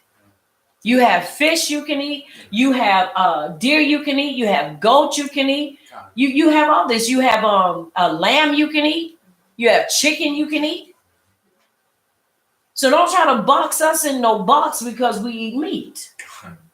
Y'all eating the same 3 pieces of meat. I beg to differ. I don't have to eat pork and I don't have to eat that which is unclean. That's right. And trust me, I still indulge in my fruit and my vegetables. Yes. So I have the best of both because I eat both. So it's important that we understand, like I said, he gave us these things to enjoy and to have. Are y'all following me? Yes. But they had no evidence that when they prayed to these stones and these rocks and these tree limbs, that anything was going to ever happen. But they just said, hey, they're doing it. Let's do it too. How you see people bungee jumping. We just going to do it because you saw somebody else do it. Are y'all following me? We had to use wisdom and they didn't. But they saw what Yahuwah could do. And in spite of that, they still turned and followed objects that they had no history with, and neither did they have any evidence that these things caused change. Very important for us to remember. All right, let's read. Verse 19. Let's read now. Verse 19, and it reads, And when Yahuwah saw it, he abhorred them, because of the provoking of his sons and of his daughters. And he said, I will hide my face from them. I will see what their end shall be, for they are a very froward generation, children in whom is no belief. They have moved me to jealousy with that which is not power. They have provoked me to anger with their vanities. I will move them to jealousy with those which are not a people. I will provoke them to anger with a foolish nation. For a fire is kindled in mine anger, and shall burn unto the lowest Sheol, and shall consume with the earth with their increase, and set on fire the foundations of the mountains. I will heap mischiefs upon them. I will spend mine arrows upon them. They shall be burnt with hunger and devoured with burning heat, and with bitter destruction. I will also send the teeth of beasts upon them, with the poison of serpents of the dust. The sword without, the terror within. shall destroy both the young man and the virgin, the suckling also with the gray of hairs.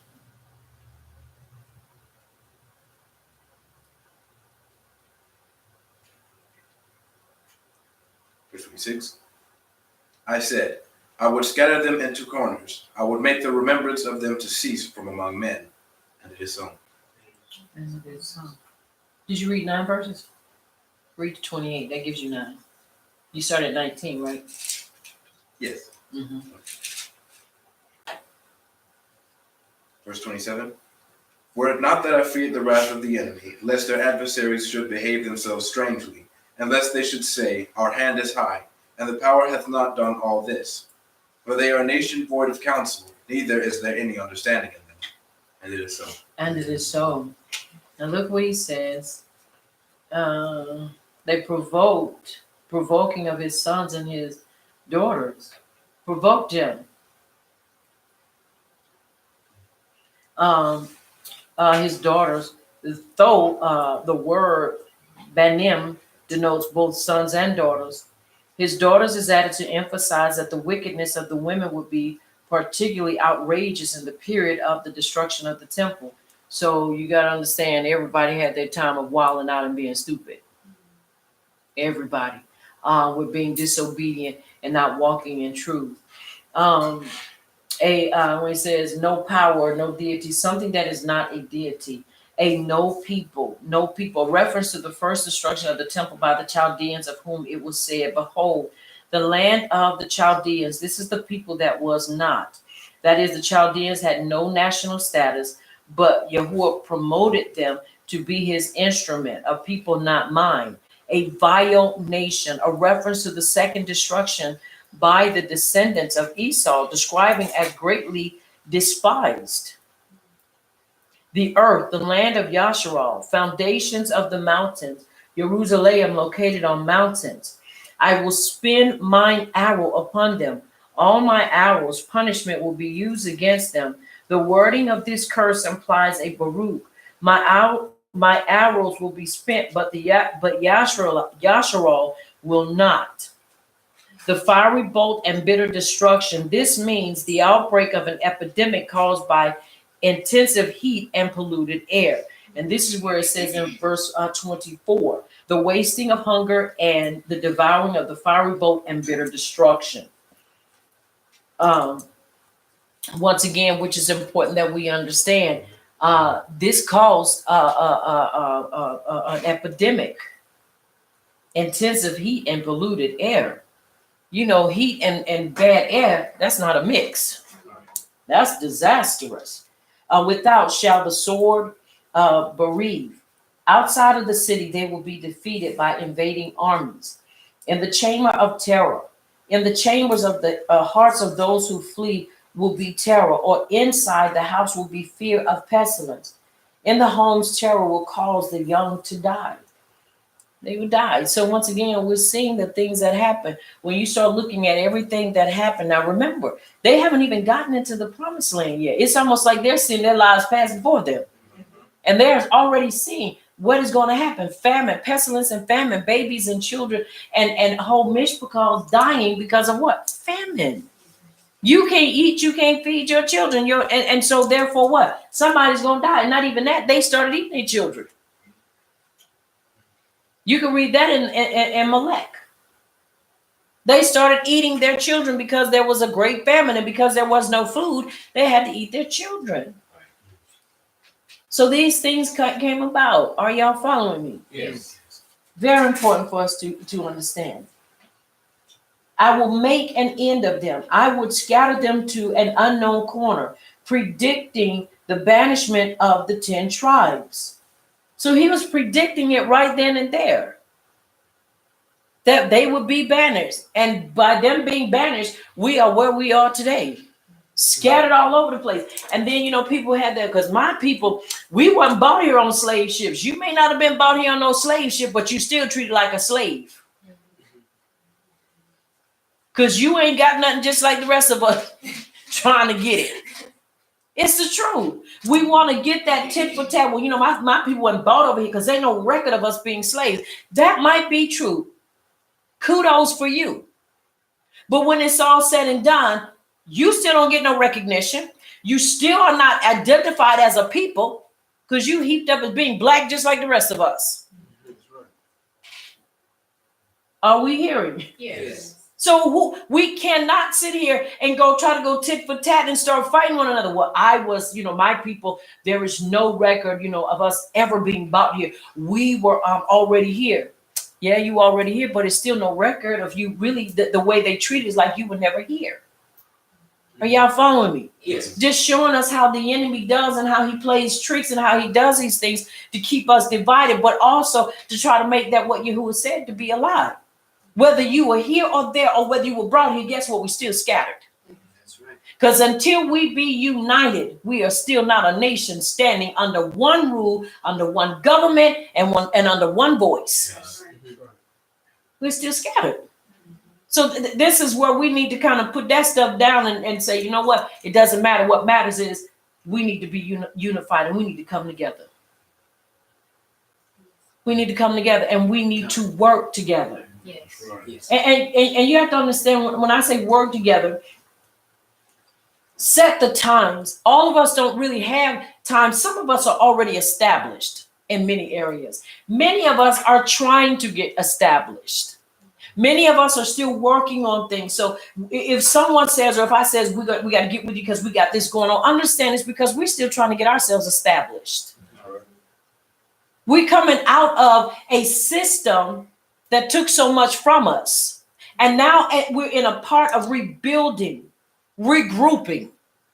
Are y'all following me? Yes. And when you're in that, you're trying to get back, or not so much get back, but you're trying to build from where you are. And all the time, the timing is not always right. Because some people are already established where many of us are really still trying to get established. And there are things that we would really have more to do, but you got to understand, a house can't get built unless you build it. That's right. Food can't get eaten unless you cook it. That's right. Money can't get made unless you what? Go get it. That's right. Go get it. Go get it. You got to go get it. And when you go get it, you don't make this your whole life, but you have to understand, what am I, or what can I bring if I can't bring anything besides myself? Are y'all following me with that? Yes. You got to have something else. Like I say, we got a lot of things going on, and you want to have something to bring. And that's understandable. And that's the way it should be. Are y'all hearing me? Yes. That's important. And that's just one of my pet peeves. Mhm. If you're going to take it, or if you're going to bring it, then be willing to take it. Yes. It's important. Very important for us to understand that. Very, very important. Are y'all hearing me? Yes. Now, were it not the enemy's provocation, the survival of dispersed Yahshua will not be due to their merit, but will be an act of Yahuwah in the interest of mankind. For Yahshua is the eternal custodian of the sovereignty of Yahuwah and the Torah. We're the custodians. We are the natural habitation of the Torah. Were it not that the enemy's wrath was heaped upon and their adversaries treated the matter as from a stranger, that is, they would not attribute Yahshua's fate to Yahuwah's decree. Yahuwah has decreed this thing, and all we have to do once again is continue to fight the great fight of belief and continue to live the life that he has prescribed to us as his children. That's right. And that is something that is not just one of them things, that's that, it says a cool, a cool walk in the day or excuse me, that's cool. That's easy to do. It's very challenging because you have stuff coming at you every yom, every layla, you have something coming at you. So you got to always be on guard. You got to be like a fighter. You got to always be on the balls of your feet. You always got to be in that pivotal moment. Anybody understands basketball? When we played, we never played flat-footed. We always had to stay on our pivot foot. You stay on the balls of your feet, so when you got to move, you're constantly able to move. Even in martial arts, you never stand flat-footed. Because you stand flat-footed, your enemies gonna already know what to do to get you off your feet. When you're flat-footed, you can't move. When you on the balls of your feet, you can move. You ain't got to be a size 2. You could be a nice size. You can be chunky. Are you hearing me? You could be thick. But if you sit on the balls of your feet, they can't do nothing with you. Because you're constantly moving. You're constantly moving out of the way. We can never stand just flat-footed. That's right. Because you got to always be prepared. Always be prepared. A nation void of counsel. Yasharal's enemy failed to realize that his suffering is the work of Yahuwah as a punishment for sin, and not them being able to do it because they had all this power. That's another thing people have forgotten, that this is Yahuwah's doing and not theirs. Because he's the one that gave them permission to do so. All right, let's finish reading.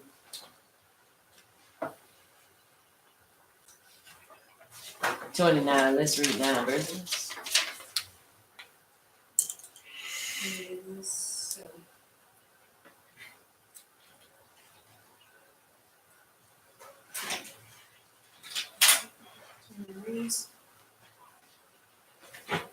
If only they were wise and would understand this and discern that their end will be.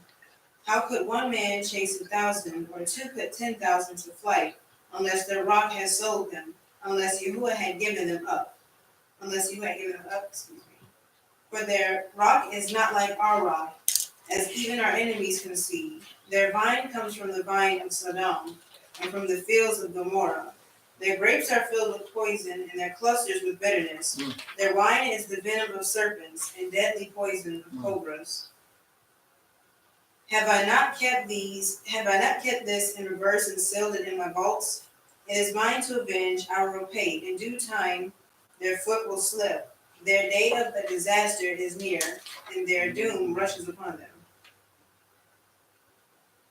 Yahuwah will judge his people and have compassion on his servants when he sees their strength is gone, and no one is left, slave or free.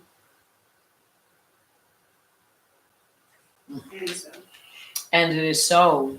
Now you have to understand, once again, what's very important. They would discern their latter end, the cause of Yasharal's calamity. If Yasharal's enemies were wise to understand that sin was the cause of the suffering, though they whose transgressions were of a more serious nature would know that their own end would be even worse. Once again, when you start looking at people, how people do, the mentality is, well, we do you like this because we can. Now, y'all know the reason why people do us the way they do us a lot of times is because what? They say that we're what?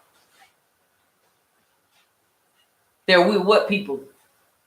Black people? Black people? You hit it right on the nail. We're black people. So if you say we're black people, you basically have just taken away the value of my life. Because a black is a status. That is not a culture. That's not a way of life. That's not even a people. But when you say I am black, you have just stripped me of who I am. Now watch this. Now you start afflicting on me certain things, not because you know I've messed up with Yahuwah, but because you feel justified because of the color of my skin. That now the reason I am in the situation I'm in is because of my color and not because of the sin of my ancestors and forefathers that I inherited and I just continue to perpetuate because I didn't know any better. But their end, hear me well, is going to be worse. It's going to be worse. It's going to be worse because they feel like, this is just, let me see what I really want to say, but anyway. Mom's the word. All right.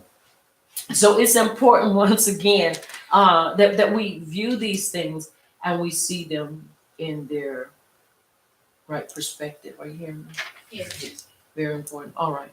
One chased 1,000. One of the enemy chased 1,000 of Yasharal.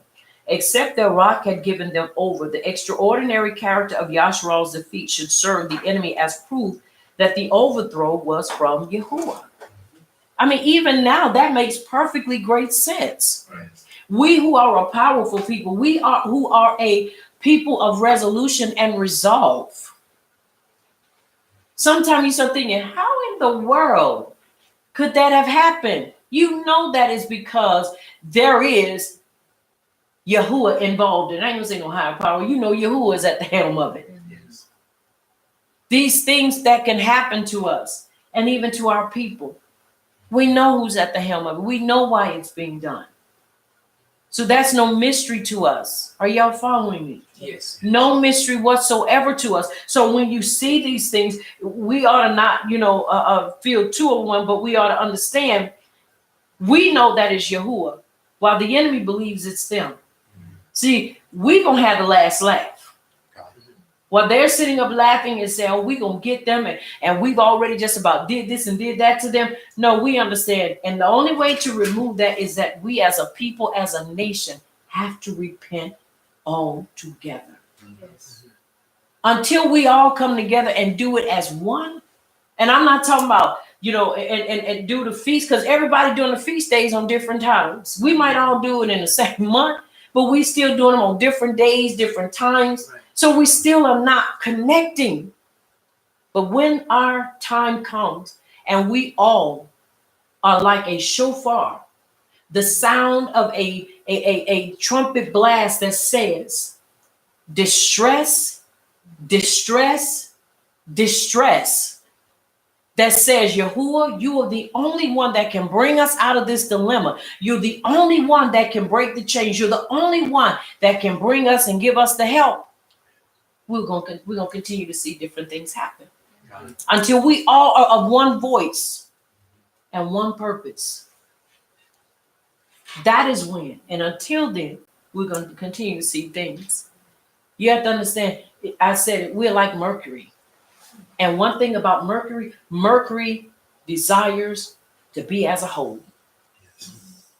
Desires to be absorbed in that one thing, because that's what Mercury does. Mercury is a mineral, right? It's a metal. It's like a liquid, but it's not. It's we used to play with it. We didn't know no better. It killed us dead if the mercy of Yahuwah wasn't on us. And when I was a little girl, they used to have the little fuses. And in the fuses, they would have the mercury, because that's how they could tell if the fuse, there was something about the mercury and the fuse, and we would break the fuses and put the mercury together, and we just sit there and play with it, watch it dissolve and come together. If it had not been for Yahuwah watching over us as silly children, I would be dead. Because that stuff is deadly poison. It's deadly poison, poisonous. We used to just like to see it because y'all, it is something to behold. You put it, and you can put a piece over here and have the main center here, and you can see it moving. It's like it's wobbling. It's like it's wobbling. And then you start seeing it move, and you start thinking, wow, it's moving towards the bigger puddle. And next thing you know, it's made its way in there, and boom, it's one big piece now. And we would just do that to watch it just like it was alive. And if you had it in a little glass jar and you put it there, you could see it in the glass moving because it's attracted to itself. It knows I'm supposed to be a part of that nucleus. I'm supposed to be a part of that bigger piece. And it does what it has to do to get there. And we were just so fascinated. I was just so fascinated with that. But I see now we ought to be fascinated the same way we're coming together. Yes. Mm-hmm. And you hear me say this more and more. Why? Because we do. And not just on a physical plane. It has to begin here first. Yes. Because when we connect here, the rest will follow. God. But we got to connect in our hearts. And it is so. It is. Our enemies themselves being judges, even the enemies must admit that their deity could not stand against Yasharal's power, and should understand that the downfall of his people was not the victory of their power, but a divine punishment. Our enemies are now judges over us. It is therefore evident that our rock has delivered us into their hands. Once again, it's important we see that. It's not that Yahuwah can and will not. It's just that this is the time. This is what is taking place. No, we don't like it, but it is what it is. Are y'all following me? Yes. Their vine is of the vine of Sodom. This is to be connected with verse 26. The intervening verse being in parentheses. The heathen are not capable of sound reasoning, For they come from an evil stock, and the fruits of their thoughts are poisonous and harmful. Vine, grapes, etc., as metaphorical of the wicked thoughts which result from the arrogance of the heathen people. You see it every day. You see it. We see it. So it's one of those things that when you look at it and you see how arrogant and how brazen people can be when it comes to us as a people. How when you can have a grown woman can say that 11-year-old with a book bag on it with a billion books in it brushes up against her and she says he groped her. And he's only 11 years old. Because they think our people are just so infatuated and just want want one of them. All of the men, the Ibra men or the men that are melanated want to have a European woman, even when they're younger. You see how arrogant that is? That's arrogance. And that little boy was traumatized behind that because they were talking about taking him to jail and everything, and he was really traumatized. But you got to understand, I don't blame him. What was the young man Tillman, who was hung, how he was beaten because he looked at a European woman? Say his name again? Emmett Till. Emmett Till, thank you. And how he beat, and his mother said, no, let there be an open coffin. Because I want people to see what they did to my child. That's arrogance. That's being brazen. European woman goes into this brother's house, shoots him and says, oh, I thought it was my house. Shoots him dead in cold blood. I thought it was mine. And she goes home. She walks away, doesn't spend not one day in jail. How are you going to go in somebody else's house? You know, you don't have a key. And if you do have a key, you going to tell me that you forgot where you live. She went in there and killed him because she knew she'd get away with it. Brazen and arrogant. We can do what we want to do. You don't know who we are. Y'all follow me? Yes. It's important that we understand. Y'all hear me? Yes. Very important. Their wine is the venom of serpents. The wine of the cluster spoken of in the preceding verse, the ideas and actions of the heathens contain their own destruction. As the Targum renders, behold, like the gall of serpents is the drink in their cup of punishment. You can see, you don't want to, gall is bitter. It's bitter. It's vinegar, actually. It's a vinegar, and it's very bitter. So that cup that they're going to drink is going to be very bitter. This is why we ought to not even waste our time on certain things. Because we already know their punishment is going to come from Yahuwah. Why try to punish a people that only Yahuwah can punish? The only thing, the way we get them, the really way you want to punish them people is continue to uphold the way of Torah and continue to do what you got to do. Now, I ain't saying don't defend yourself now. Please don't get me wrong. I ain't saying that nobody walk up on you and pistol beat you or whip you or do any of that. Please, I am not saying that. But what I am saying, you ain't got to sit up there and post a billion posts about these Edomites. You ain't got to sit up there and talk about the European people. You ain't got to sit up there and do all that. You know, the way you get them is focusing on what you know you're supposed to do. And that is to prove to Yahuwah through Yahush that you are grateful and that you understand why you awakened. That's how you get back at them. And continue to preach and promote Torah truth. That's how. Because we ain't got to go tit for tat and backwards and forward. Because it's just, it doesn't make any sense. Are y'all following me? Yes. Is not this laid up and stored with me? Yahuwah is the speaker. The poisonous wine of their making is stored up by Yahuwah for their undoing. Vengeance is mine and recompense. The retribution which Yahuwah will bring upon Yashral for their sins is already prepared. It's already prepared. So it's important that we understand that's already prepared and we're already dealing with that even as we speak. Mm-hmm. Very important. Are y'all hearing me? Yes.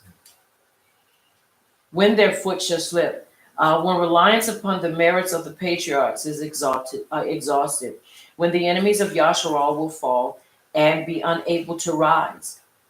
Yasharal's oppressors, and similarly with the rest of the verse. This is going back with the rest of the verse, talking about when their footing slips.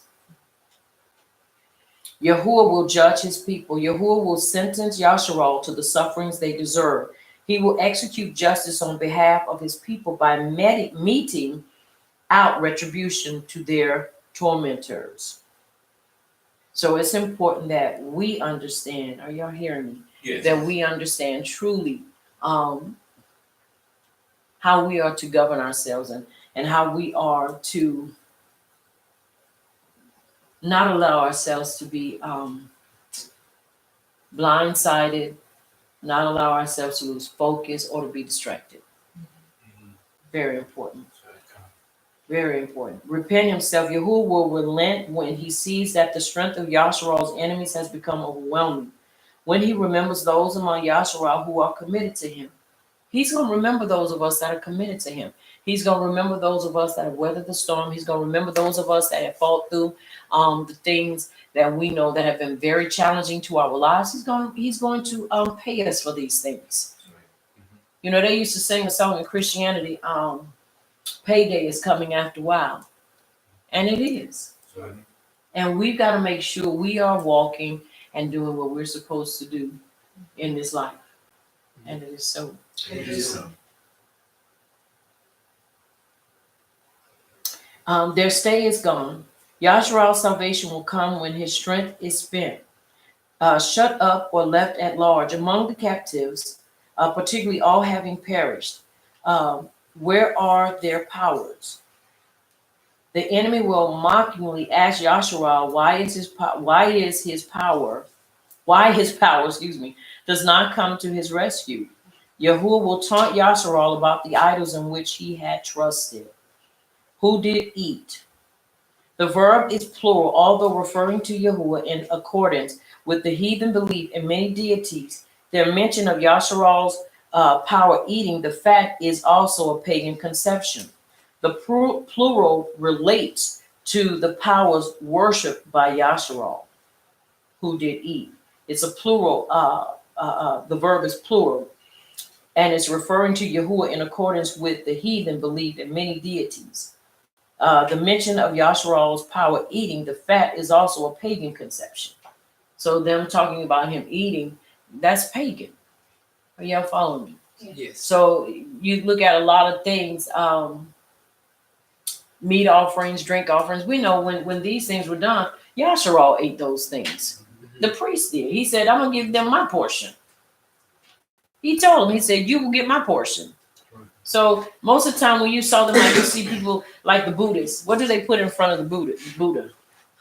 Fruit, spices, as if he's going to eat it. And you go there and it molds and all the stuff. And then they just take it and put some more down there. After it molds and goes bad, they just put some more down there. They say, well, I guess that wasn't to his liking because he didn't eat it. And you know how many times they do this? They do this all the time, from generation to generation. And trust me, he ain't ate a bowl of that fruit yet, and he ain't gonna eat a bowl of that fruit or them spices. He hasn't had any of that. But once again, we see these things, and that's foolishness. But it is so. All right, let's start 39. Right, we stopped at 39. 39. 36. 36. Yes. All right, I did 39. Go to 39 for me. 39 to 48. Huh? 39 to 48. Mm-hmm. See now that I myself am he. There is no power beside me. I put to death and I bring to life. I have wounded and I will heal. And no one can deliver it out of my hand. I lift my hand to Shemayim and declare, as surely as I live forever, when I sharpen my flesh and sword, and my hand grasps in its judgment, I will take vengeance on my adversaries. Repays who hate me, and I will make my arrows drunk with blood, while my sword devours flesh. The blood of the slain and the captives, the heads of the enemy leaders. Rejoice, O nations, with his people, for he will avenge the blood of his servants. He will take vengeance on his enemies, and make atonement for his land and people. All the words I have solemnly declared to you this day, so that you may command your children to obey carefully all the words of this law. They are not just idle words for you, they are your life. With them you will live long, in the land you are crossing the Jordan to possess. On the same day, Yahuwah told Moshe, go up into Abarim, range to Mount Nebo in Moab, across the Jericho, and view Canaan, the land I am giving the Yasharites as their own possession. And it is so. And it is so. Now look at what he says in verse 20. I'm sorry, not 20. Now this is a song, y'all. Remember, this is the song. In verse 44, and Moshe came and spoke all the words of this song in the ears of the people, he and Hoshea, the son of Nun. And when Moshe had made an end of speaking all these words to Yasharon, he said unto them, set your heart unto all the words wherewith I testify against you this yom, that you may charge your children therewith to observe to do all the words of this law. He told him, he said, this is your lot, basically, in this life. You got to pass this on, but guess what happened? It was not passed on. That's how come we didn't get it. We didn't get the memo because they vetoed the memo. They removed the memo. We didn't get it. But listen what he says. For it is no vain thing for you, because it is your life, and through this thing you shall prolong your yom upon the land where you go over the Jordan to possess it. If we don't do the same thing, and and don't take the Torah and know that it's our life so that it'll prolong us, guess what? We will continue to be scattered and we'll continue to be moved from place to place.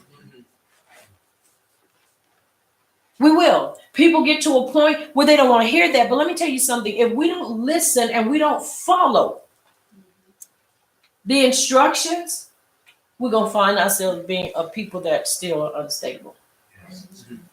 It's not vain to us. We have to teach it. And the thing that shows you that we are still not a people together, because when you hear people talking about, you know what, I can't do nothing with so-and-so, and that's your child, but you want to say that you observe Torah, something wrong with that picture.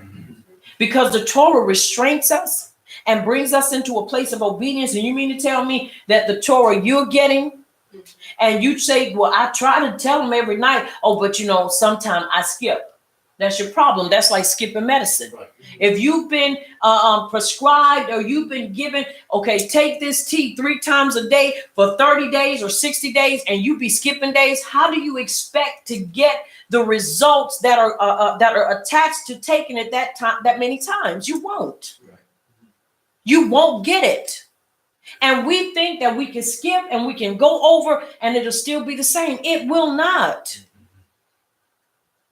Because our immune system is still not built. Some of us are coming out of stuff, and some of us are just coming out. We still fresh, green behind the ears, and we still got milk on our lips, and we still coming trying to tell other people, and you yourself are not grounded. Right. That's right. It takes time to get grounded in this, and we're still all getting grounded. But there are those of us that have a little more knowledge than others. The problem comes in once again. You trying to tell me something and your house ain't in order. Right. Your house ain't in order.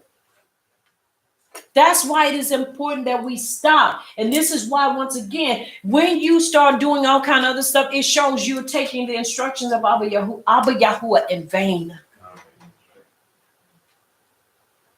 Because we can't live without it. That's right. A fulfilled life is a what? Torah life. God. It's a grounded life. You're grounded when you're in Torah, because you understand this is my way of life, and if I don't keep in this, I don't have a life. What is life outside of Torah? We've already been there. What was it Trinity said in Matrix when she opened up the door, when he had that worm in his belly and he opened the door? She said, you've already been down that door. You've already been down that path. Why do you want to go down there again? Same thing here. We've been down that path. Why go backwards? You know what it takes to grow and to develop. It's important we understand this, because without it, we won't. That's right. We won't. We won't grow and we won't develop. He's given us what we need. Are you hearing me? Yes. They didn't do it and they got scattered. And Yahuwah spoke unto Moshe that self-same day, saying, get thee up into the mountain of Abiram and Mount Nebo, which is in the land of Moab, that is over against Jericho, and behold the land of Canaan, which I give unto the children of Yasharal for a possession. That self-same Yom, on that Yom, when Moshe delivered the song to the people. That's a song he delivered to them. Behold the land of Canaan, to give it your Baruchim. Now listen what he goes on to say to him in 50. And die in the mount whither thou goest up, and be gathered unto thy people, as Aaron thy brother died in Mount Hor, and was gathered unto his people, because you trespassed against me in the midst of the children of Yashua, at the waters of Meribah Kadesh, in the wilderness of Zin, because you sanctified me not in the midst of the children of Yashua. This is why it is important that we understand what it means to set Yahuwah apart in the midst of all of us. You can't set him apart if you think you got it all. None of us have it all. And he told Moshe and Aaron what to do, and Moshe took it in his hand to do what he was not supposed to do. I've learned just because you can doesn't mean you should. Oh, I could get them well. Oh, I could tell them off. Really? You better make sure that that's the will of Yahuwah, because that may not be his will. Some things I see that really, truly rub me in the wrong way. It does. And there are times I want to be like a pit bull. Put a bite on it and not let go. But I understand there are some things that are not put in my hands to do. There are some charges and some fights that he has not put to my hands to do. So what I do, I just pray. And when he gives it to me to do, I do it. Many people just jump off because they feel like I can. But just because you feel you can, he thought he could too. Reprimand them and he got in trouble. And it cost him. Now, mind you, he lived a ripe old age. But to die outside of that which was promised, you made it, and he gave you the life. He gave him the amount of time, but still he ended up having to die in a strange place. In a strange place. So we don't want that to be said of us. Now listen what he says, because you sanctify me not in the midst of the children of Yashua. Verse 52, for thou shalt see the land afar off, but thou shalt not go thither into the land which I give the children of Yashua. He could see it, but he was forbidden to enter into it. I'm sorry, y'all. That's scary. To see it, and you done brought these hard-headed people, you done did all this just to make it to be here in this place where you can see it and you can see them march, you can see the dust from their feet making it in. And you already know they ain't gonna do right, but you can't go. You know they ain't gonna do right, but you can't go because you didn't do right. Right. No, I don't want that to happen to me. The sense is you made the people to trespass against me. Similarly, you were the cause that I was not sanctified. Thou shalt see, I grant you this privilege because I know how dear the land is to you. He granted him the privilege to see it, but he was denied access. You know, when you say access denied, access was denied him. We do not want that to happen to us. Are y'all following me? Yes. It's very important. All right, y'all. Let us turn our attention, to Shemuel Bet, which is Samuel Bet 22, and we have 51 verses. And let's read 10 verses.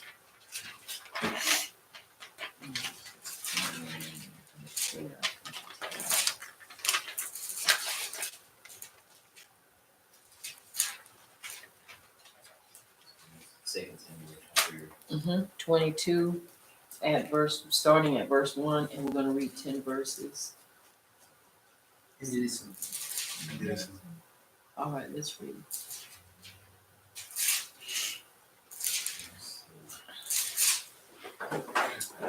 So starting at Verse 1. Chapter 22, verse 1. Then Dawood spoke to Yahuwah the words of this song. On the day when Yahuwah had delivered him from the hand of all his enemies and from the hand of Shaul. And he said, Yahuwah is my rock and my stronghold and my deliverer. My power is my rock. I take refuge in him. My shield and the horn of my deliverance. My high tower and my refuge. My Savior, you save me from violence. I call on Yahuwah, the one to be praised, and I am saved from my enemies. For the waves of death surrounded me. Floods of Belial made me afraid. The cords of the grave were all around me. The snares of death were before me. In my distress, I called upon Yahuwah, and to my power I cried. And from his hechal, he heard my voice. And my cry was in his ears. Verse 8. And the earth and the earth shook and trembled. The foundations of the heavens were troubled, because he was wroth. Verse 9. Smoke went up from his nostrils, and devouring fire from his mouth. Coals were kindled by it. And he bowed the Shemaim and came down. And thick darkness was under his feet. And it is so. And it is so. All his enemies in his old age, at the end of his career, Dawood composed these words of praise and gratitude to Yahuwah. Once again, we have that saying, keep a praise on your lips and a prayer in your heart. Always praising Abba Yahuwah for the victory. Always praising him for standing and not being defeated. Very important for us to do. The hand of Shaul, he especially mentioned because he was Dawood's most relentless enemy. Because, he had a major vendetta against Dawood. My horn of salvation. The horn is often used as a symbol of strength because animals use their horns in attack and self-defense. Violence, that is men of violence. Praise, I cry, is Yahuwah. When I call upon him in prayer, I praise Yahuwah, and he saves me from my enemies. You have to understand, Dawood was a special type of person. Because you don't hear about really praise until Dawood. Yeah, you hear about Miriam and Moshe taking the tambourines and going and praising him at the cymbal and singing after they come across the Red Sea. But Dawood had a special, unique type of praise. He praised Yahuwah all the time. He was just one of them praisers. He had that mentality, I got to praise that I got to get out. I got to praise. He was always praising him. And no matter what he did, he always found himself praising Abba Yahuwah. And even Yahuwah said that Dawood was a man after his own heart.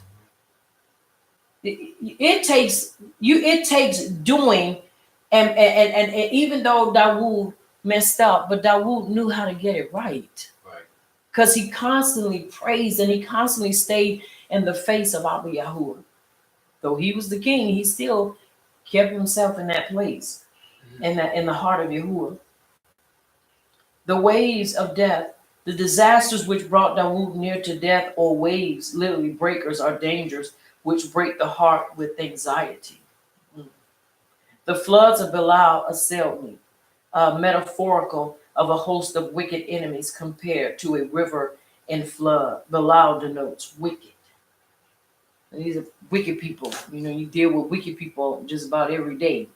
If you have to deal with people outside in any form, you're going to deal with all walks of life. And so that's just one of the things about life. The cords, bands of wicked men, the pains.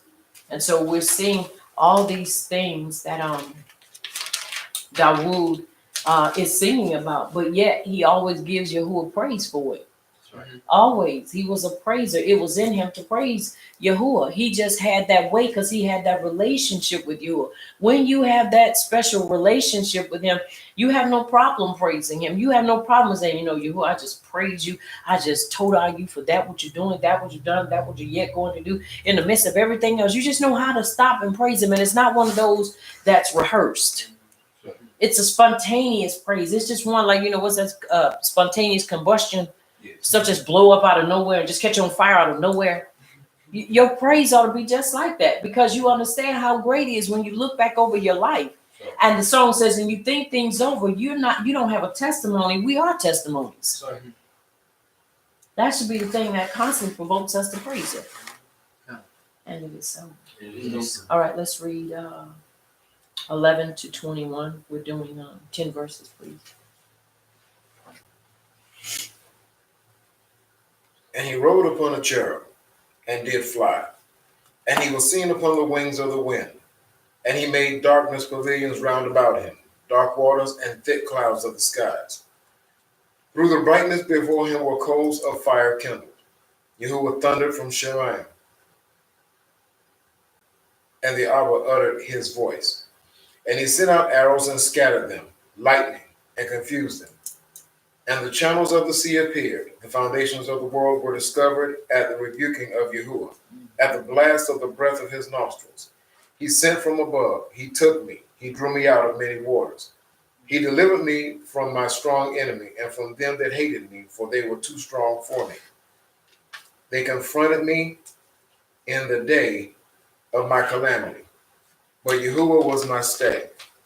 He brought me forth also into a large place. He delivered me because he delighted in me. Yes.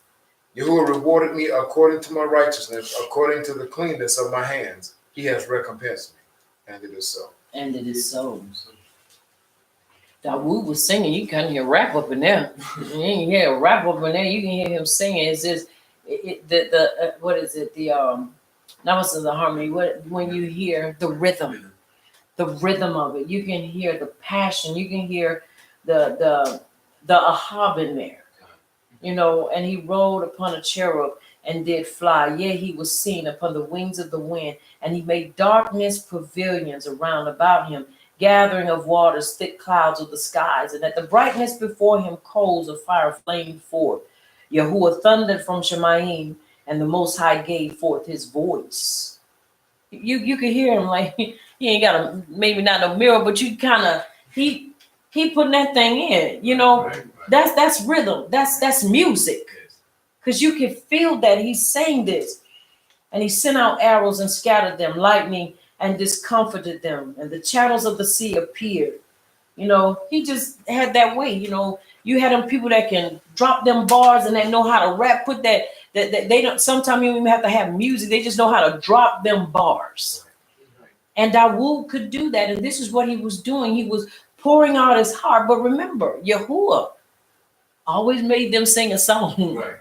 The songs may not have been songs of victory, but they were always songs. Because if you notice, when you sing something, you are more prone to remember it. That's right. When you put it in a song. My. The earth did shake and quake. That's a metaphor of the destruction of Yasharal's enemies. Now, once again, we see where Yahuwah is bringing us his people through the life of Dawood. When you look at verse 19, in the day of my calamity, at the time when Dawood was a fugitive, his enemies seized the opportunity to carry out their evil plans against him. Remember, he was running from Shaul for years. He was running from him. He was a young man. And by the time he did finish, he had put some age on him. He was mature. So you can understand, but he never lost his relationship with Yahuwah. He never threw it away and abandoned his walk. That's right. Are y'all following me? Yes. So you can see, like I say, the relationship. It takes having a relationship with Abba Yahuwah to understand our people, why our ancestors and forefathers were with, but we're understanding now why we are constantly under that, because we inherited it, and then because of our own sins by not walking in truth. So you understand there are some things that that have to be carried out, and then there are other things we understand sin. So we can see that, like I say, it's a balance. No matter what, it's always a balance with him. All right, let's read. Verse 23. Verse 22. For I have kept the ways of Yahuwah and have not wickedly departed from my power. For all his judgments were before me, and as for his statutes, I will not depart from them. Now, hold that thought again. Now, listen to this. Yahuwah's rewarded me according to my righteousness. According to the cleanness of my hands hath he recompensed me.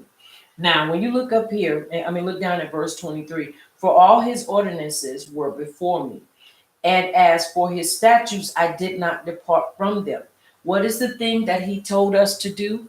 He commanded us to what? Keep his standards, keep his ordinances and his statutes. You have to understand. Remember when I believe it is in 30, I think it's either 29 or it's 31, where Moshe writes out the Torah and he gives it to the priest and he tells them, now slide it in the slot of the Ark of the Covenant. And he said, and when you get in there, and he was telling them, he said, priest, you ought to keep the writings. You ought to keep this. Now, mind you, Dawood was keeping these, and he was making sure that he adhered to those things. Are you following me? Yes. You have to have a desire to want to keep following these things and walking in his ordinances and his statutes. All right. He made mention of it to let people know that he was doing what he was supposed to do. Sorry. All right. Let's read. Verse 24. I was also upright before him, and have kept myself from mine iniquity. Therefore Yahuwah hath recompensed me according to my righteousness, according to my cleanness in his eyesight. With the merciful thou wilt show yourself merciful, and with the upright man thou wilt show thyself upright. With the pure thou wilt show thyself pure, and with the forward thou shalt show thyself unsavory. And the afflicted people thou wilt save, but thine eyes are upon the haughty, that thou mayest bring them down.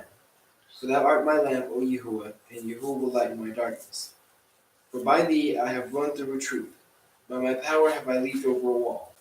As for Yahuwah, his way is perfect, the Torah of Yahuwah is tried. He is a buckler to all that trust in him. For who is Yahuwah, save power, and who is a rock, save our Yahuwah? And it is so. So, once again, he said, thou didst show thy mercy, thy merciful. Yahuwah repays a man according to his conduct. The verse alludes to Yahuwah's dealing with the patriarchs. Once again, he rewards us according to our conduct.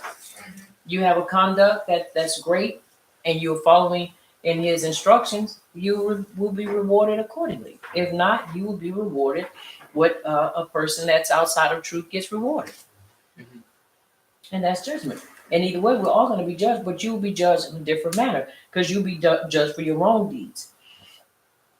So as we continue, like I say, to see, we're seeing the heart of Dawood, but the thing that's important is that we see there were those in Yasharal that had a desire to live right, and they did, in spite of what was going on. He understood the things that had taken place. He saw all of that, but he had enough of sense to repent and to get it right. And that is why he is considered one of the greatest kings that has ever lived. And outside of his kingship, he was one of the greatest brothers or aunts that ever lived, because he had an understanding of what repentance meant. He knew how to repent. And when you don't know how to do that, you can't say you're sorry. That's a problem. That's a major problem. And so he understood these things. And he said, but thou art my lamp, O Yahuwah, and Yahuwah doth light my darkness. He said, look, when I get in them places and it seems like there is no light, and it's just I'm sitting in a room of darkness, the Torah is my light. The Torah begins to shed light on situations and things that sometimes I can't understand. That sometimes you start thinking, I'm trying to get a handle on this thing, and right now, I need some light that's not my light, just the regular, illumination of my understanding. I need your illumination, and that's what Yahuwah did, and that's what he continues to do when we give him space and room to do so. Mm-hmm. For by thee I run upon a troop, by my Yahuwah I scale a wall. You play ninja. As for Yahuwah, his way is perfect. The word of Yahuwah is tried. He is a shield unto all them that take refuge in him. He's a shield unto us that take refuge in him. Now, did not he say again? And Dawood was not even in the timing when Moshe said what he said. But yet he turned around and echoed the same thing. He was a witness to what? That the word or the Torah of Yahuwah is what? Perfect. He never ever blamed the Torah for any of his mistakes or his wrongdoings. He always put the blame on himself. Right.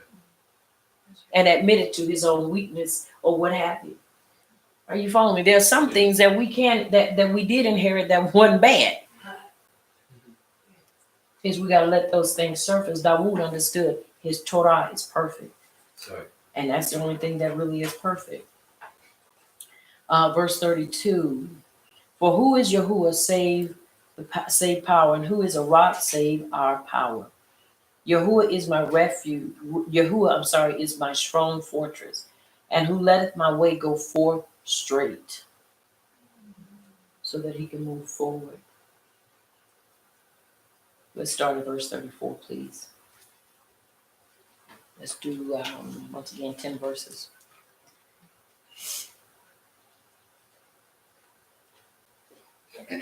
Verse 34. He makes my feet like hinds' feet, and sets me upon my high places. He teaches my hands to war, so that a bow of steel is broken by my arms. You have also given me the shield of your salvation, and your gentleness had made me great. You have enlarged my steps under me, so that my feet did not slip. I have pursued my enemies and destroyed them, and turned not again until I had consumed them. And I have consumed them and wounded them, that they could not arise. Yea, they are fallen under my feet. For you have girded me with strength to battle. Them that rose up against me have subdued under me. Them that rose up against me, you have subdued under me. You have also given me the necks of mine enemies, that I might destroy them that hate me. They looked, but there was none to save, even unto Yahuwah, but he answered them not. Then did I beat them as small as the dust of the earth. I did stamp them as the mire of the street, and did spread them abroad. You also have delivered me from the strivings of my people. You have kept me to be head of the heathen. A people which I knew not shall serve me. And it is so. And it is so. All right. Let's read. Let's go through.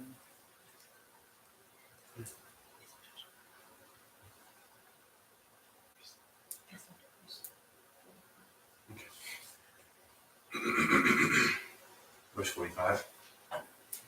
And it reads, Strangers shall submit themselves unto me. As soon as they hear, they shall be obedient unto me. Strangers shall fade away, and they shall be afraid out of their close places. Yahuwah liveth, and Baruch be my rock, and exalted be my power, the rock of my salvation. It is Yahuwah that avengeth me, and that bringeth down the people under me, and that bringeth me forth from mine enemies. Thou hast also lifted me up high above them that rose up against me. Thou hast delivered me from the violent man. Therefore I will give thanks unto Yahuwah among the heathen, and I will sing praises unto thy name. He is the tower of my salvation for his king, and sheweth mercy to his anointed, unto Dawood and to his seed forevermore. And it is so. And it is so. Once again, that's his song. That's his praise.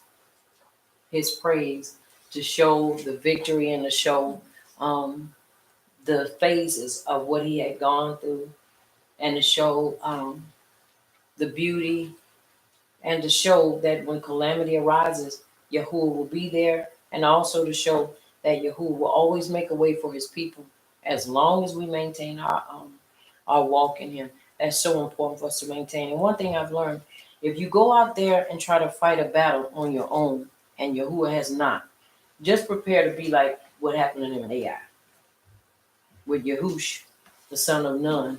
Just go and read that and find out what happened to them in Ai. When you don't know the battles, and when you don't know what he's giving you to fight, because every fight is not for us to fight. But once again, you gotta know that, and it is so. And it is so. All right, let us turn our attention to the Hadasha portion, which is Mahasa Skilium, which is Acts chapter 27. And we're going to read again 10 verses.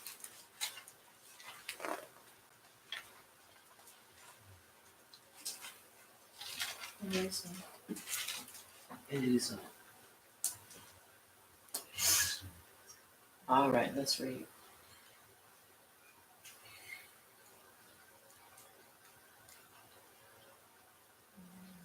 Mhm.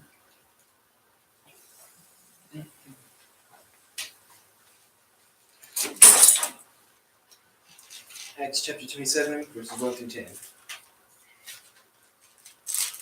And when it was determined that we should sail into Italy, we delivered Shaul and certain other prisoners unto one named Julius, a centurion of Augustus's band. And entering into a ship at Midium, we launched meaning to sail by the coast of Asia. One Aristarchus, a Macedonian of Thessalonica, being with us. And the next day we touched at Sidon, and Julius courteously entreated Shaul to give him liberty to go unto his friends to refresh himself. When we had launched from thence, we sailed unto Cyprus, because the winds were contrary. And when we had sailed over the sea of Cilicia and Pamphylia, we came to Myra, a city of Lycia. And there the centurion found a ship of Alexandria sailing unto Italy, and he put us therein. And when he had sailed slowly many days, and scarce will come over against Cnidus, the wind did not suffer us. We sailed under Crete over against Salmon.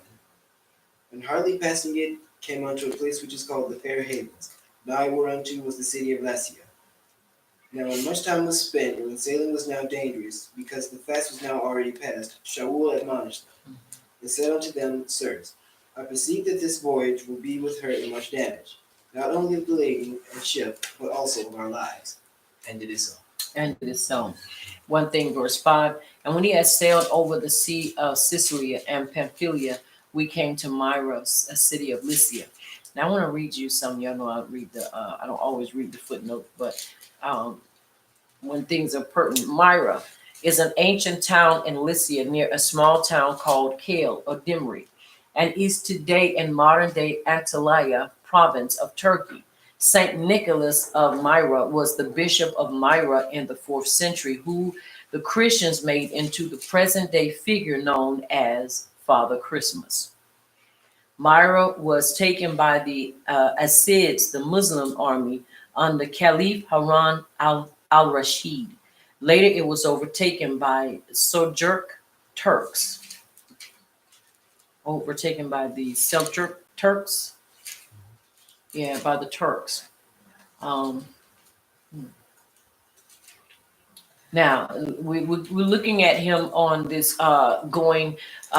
They have put him on the ship now. You know, by now he's detained, and this is where Rabbi Shaul is going. Now, listen what it says. And when he had sailed slowly many days and arriving with difficulty over against the Sindus, the wind allowed us to proceed. We sail close to Crete, Salem.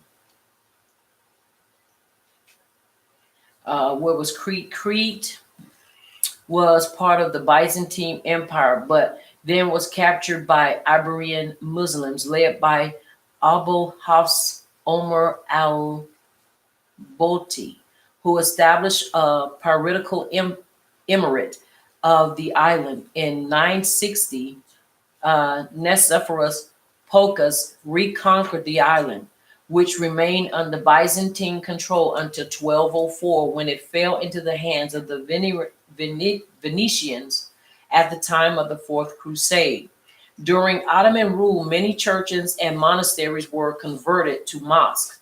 However, freedoms and rights were still provided. Church attendance was permitted. Still, many Christians converted to Islam. The city was surrounded by high walls and bastions and extended westward and southward by the 17th century. The most opulent area of the city was the northeastern quadrant, where all the elite were gathered together. The city had received another name under the rule of the Ottomans, the deserted city. So we're looking at these places where Rabbi Shaul had gone.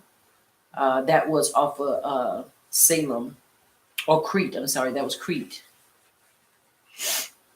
Are y'all here? Yes. All right, Salem. The modern name for Salem is Cape Sidorum, It is believed, and there is evidence to suggest that Rabbi Shaul did visit London on his travels, then moving, because he was visiting who? The brethren. He was visiting the brethren. He was visiting the Hebrew or the Yashreelites. Because remember, any place he only went and he only dealt with who? Hebrew. He only dealt with them. That was his whole, that was his mission. All right, let's read.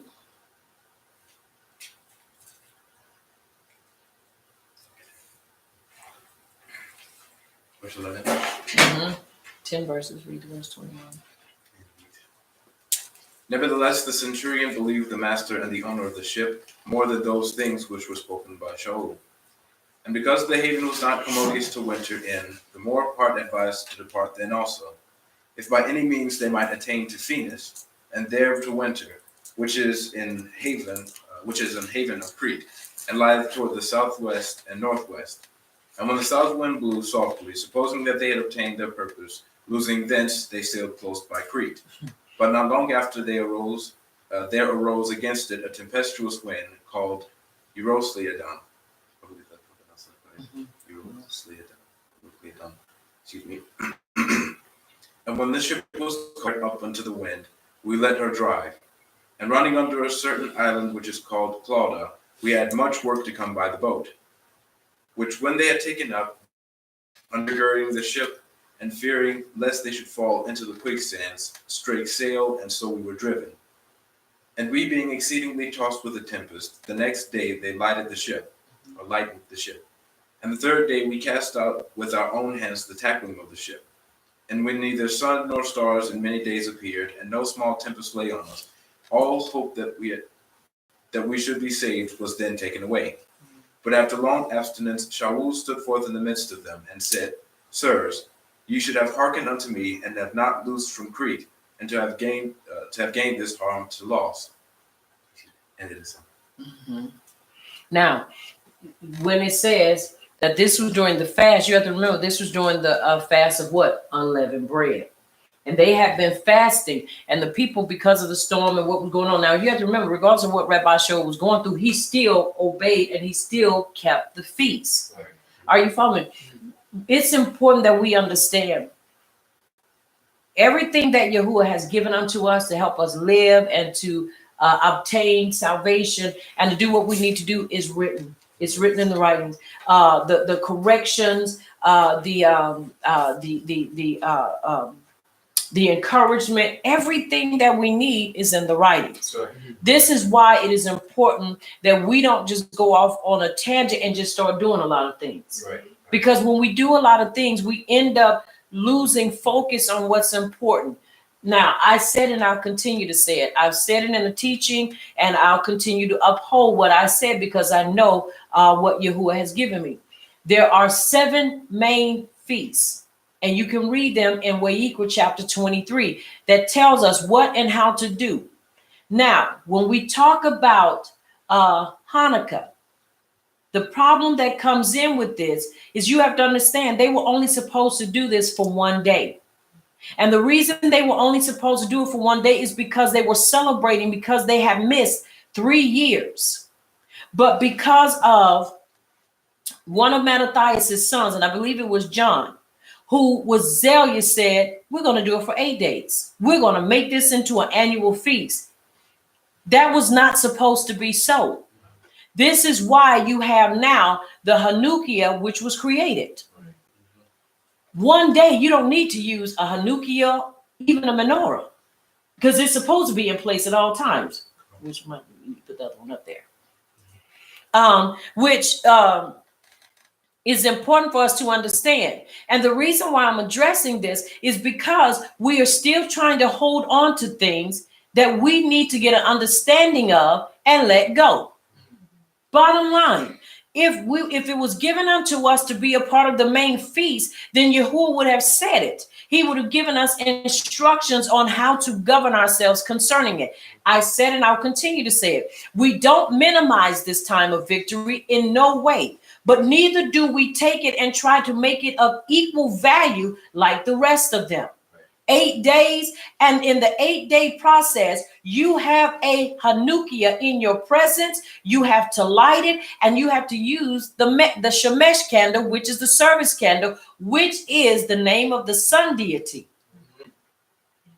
Once again, why would I want to do this? Yes, it is the Feast of Dedication, one day, but it is not a feast. It is a time that we give Abba Yahuwah thanks, and we give him praise for the deliverance of our people, and we give thanks for the restoration of the temple. But that's as far as it's supposed to go. And if our people would learn just to accept these things and not try to be so combative, we could truly begin to understand what it means to be of one accord. Because you have to understand, this is a man-made feast. Man-made feast. You have to understand, we do celebrate victory, but it is an 8-day feast. And let me show you what entails it. Giving of gifts, lighting candles, and all of that stuff. And guess what? It falls right around the time of what? Christmas. Right around this time. So once again, you have to choose this day whom you gonna serve. Are you gonna continue to follow in the traditions of men, or are you gonna follow in the way of truth? It's just the bottom line. There is no in between. And I know people think, well, he didn't speak against it, but he didn't speak for it either. Right. And anything that he is for, he was speaking. I'm not talking about the traditions of men. I am talking about us truly serving Yahuwah and upholding him and doing what we're supposed to do. This is what you call syncretism. Syncretism. He did it on the day, Kislev, the 25th. He did it the same time that Antiochus Epiphanes went in and sacrificed sacrificed pigs. And he in turn did it around at that same time, but in a different year. To commemorate or to celebrate the times that they were not able to do. But he was zealous. And if you read, you will see that he did it. And his whole purpose was to try to, and the thing of it is, he did it. He succeeded in doing what he sought out to do. And that is to make it an annual feast. That's right. Nowhere did Yahuwah endorse it, and nowhere do you see the prophets endorse it. And just because you read that Yahush was there, nowhere does it allude ever that Yahush celebrated the Feast of Dedication. Right. We read too much into stuff, and you put stuff there that's not there. The Yehudim attacked Yahush while he was there. And if you continue to read, you will see where he left. Now, if you're in a celebration, why is it that we hear of him walking through and not walking to? Right. Very important for us to understand that. But just like Yahuwah said to the children of Yasharal, choose ye this day whom you're going to serve. Either you're going to serve and walk in truth, or you're going to continue to walk in what you're doing. Somebody will say, but is it error? I say it's error because you're keeping an 8-day feast, and nowhere are we given charge to keep an 8-day feast when it was a celebration supposedly of one day. Once again, we celebrate the victory. We do. But we do not make it into a feast. Only Yahuwah is the feast to keep. And sometimes the sad thing about it is that people will keep these feasts, and the main feasts, they won't even keep. They won't even keep them. So once again, it's important that we understand that and that we become of one accord. Rabbi showed during this time, it was during the Feast of Unleavened Bread.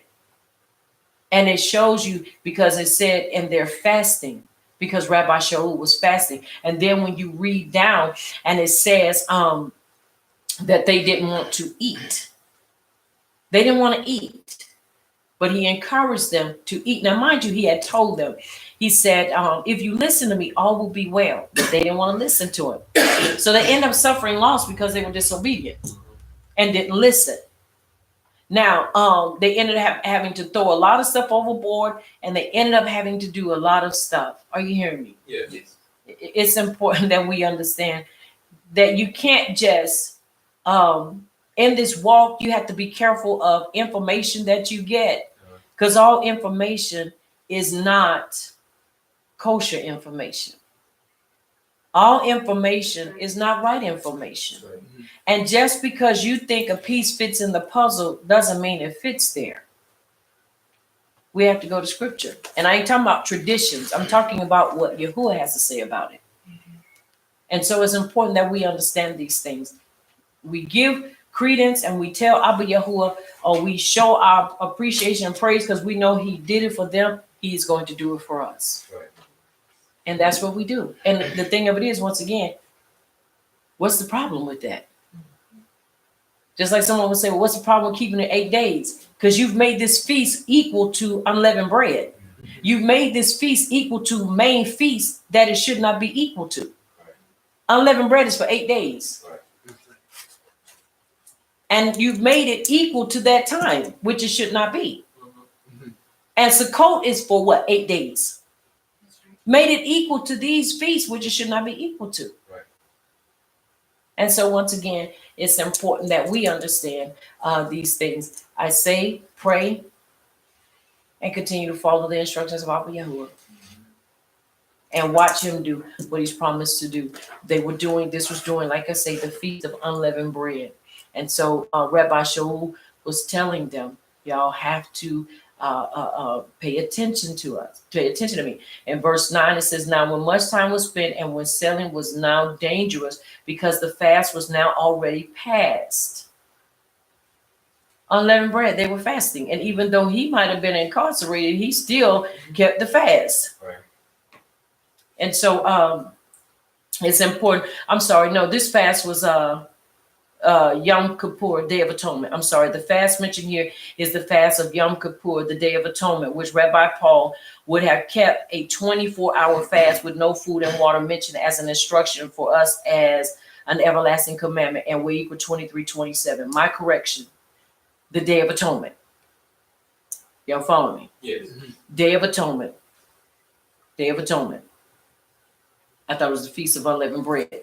No, this is the Day of Atonement, but it was for that one day. But nevertheless, he still fasted, even though he was incarcerated.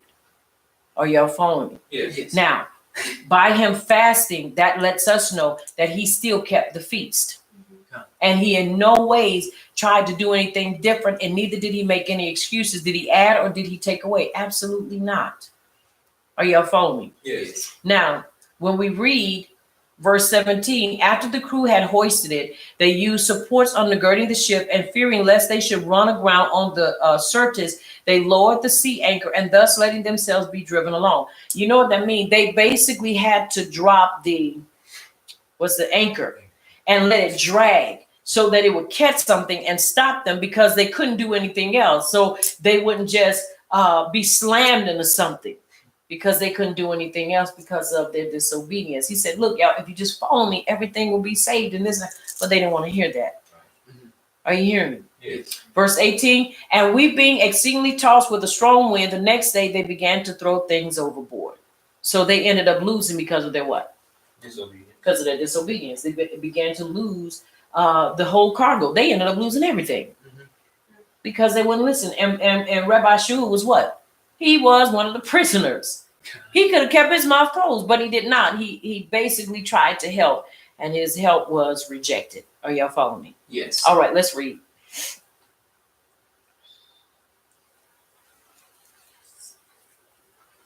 $18. You stop where? Okay, 19. 19, we're doing 10, so you read to 29. 18 to 29 reads. 18 to 29. 19 and 29. I'll read it. On the third day, they threw the ship's tackle overboard with their own hands, when neither sun nor stars appeared for many days. And the storm continued raging. We finally gave up all hope of being saved. After the men had gone a long time without food, Shaul stood up before them and said, men, you should have taken my advice not to sail from Crete. Then you would not spare yourselves this damage and loss. But now I urge you to keep up your courage, because not one of you will be lost, only the ship will be destroyed. Last night, a Malach of Yahuwah, whose I am, and whom I serve, stood beside me, and said, Do not be afraid, Shaul. You must stand trial before Caesar, Mm-hmm. and Yahuwah has graciously given you the lives of all who sail with you. So keep up your courage, men, for I have belief in Yahuwah that it will happen just as he told me. 29. Nevertheless, we must run aground on some island. On the 14th night, we were still being driven across Mm-hmm. the Adriatic Sea. When about midnight the sailors sensed that they were approaching land, they took soundings and found that the water was 120 feet deep. A short time later, they took soundings again and found it was 90 feet deep. Fearing that we would be dashed into the rocks, they dropped 4 anchors from the stern and prayed for days and nights. And it is so. And it's so because they kind of like they were selling kind of blindly because they had no way. And when it said there was no sun, no stars, no moon, that means basically during that time it was a storm. And you know when storms come, you don't have no stars, you don't have no moon because it's raining. And so that's why they were kind of sailing blindly because they didn't have that. And remember, Rabbi Shaul told me, he said, don't do this. He said, because if you do, you're going to cause harm to come to your way. But because he was Yasharite, Yahuwah spared them. Now you have to understand what that means is that when we're walking in truth and we are in positions to where others, or even where it may seem like, okay, I'm in this position and this position don't seem too favorable for me because I'm here as a prisoner. But many times we're in positions not just for the preservation of our own lives, but for the preservation of others. And we have to understand that. And the thing of it is when we understand these things, it'll help us to kind of deal with things a little better. It helps us deal with things a little better. And so this is why it's important that we find ourselves, once again, watching and knowing how to handle these things. All right, let's read.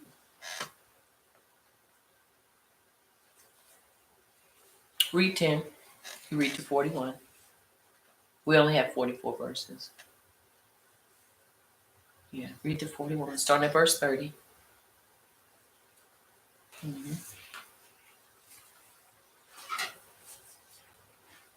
In an attempt to escape from the ship, the sailors let the lifeboat down into the sea, pretending they were going to lower some anchors from the boat.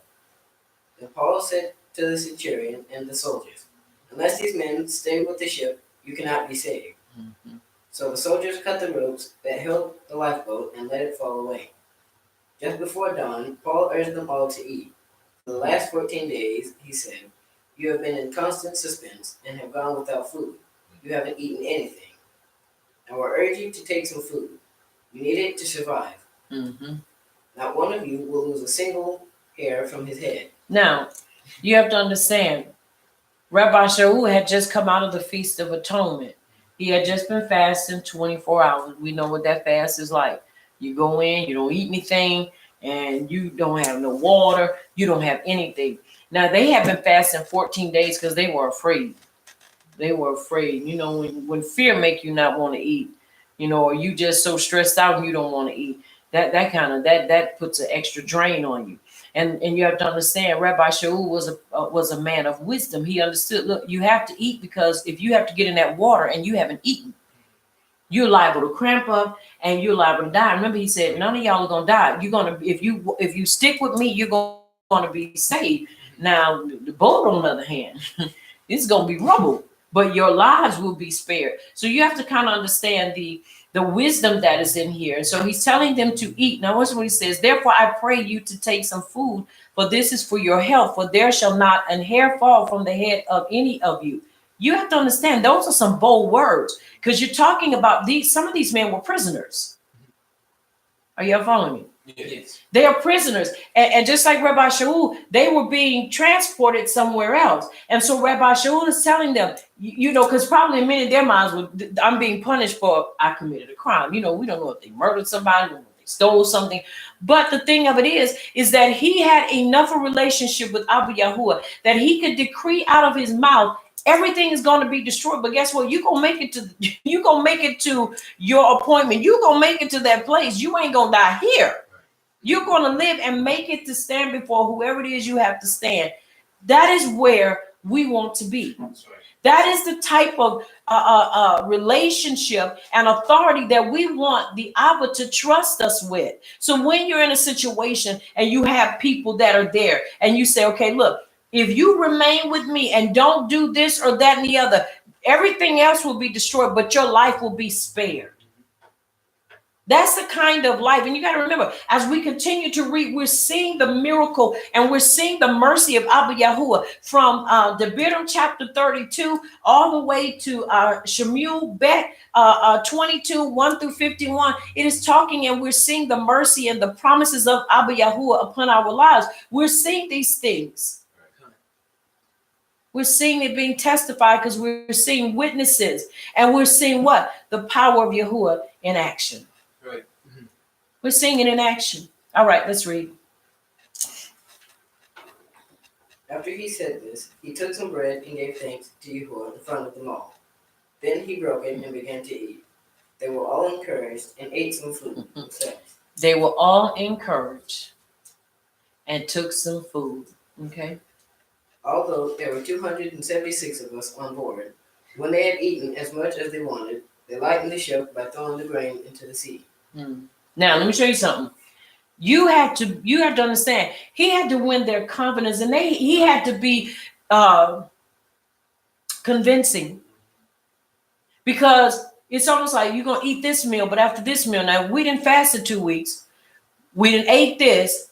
Now our food supply has got to be thrown over in order to spare our lives. You got to understand, you have to have the right words and you got to be sure you're connected with Yahuwah for him to give you words of that caliber and power, and then give you those type of actions to where the people don't say, oh no, we about to kill you because you about to take and throw away our food. How are we going to eat?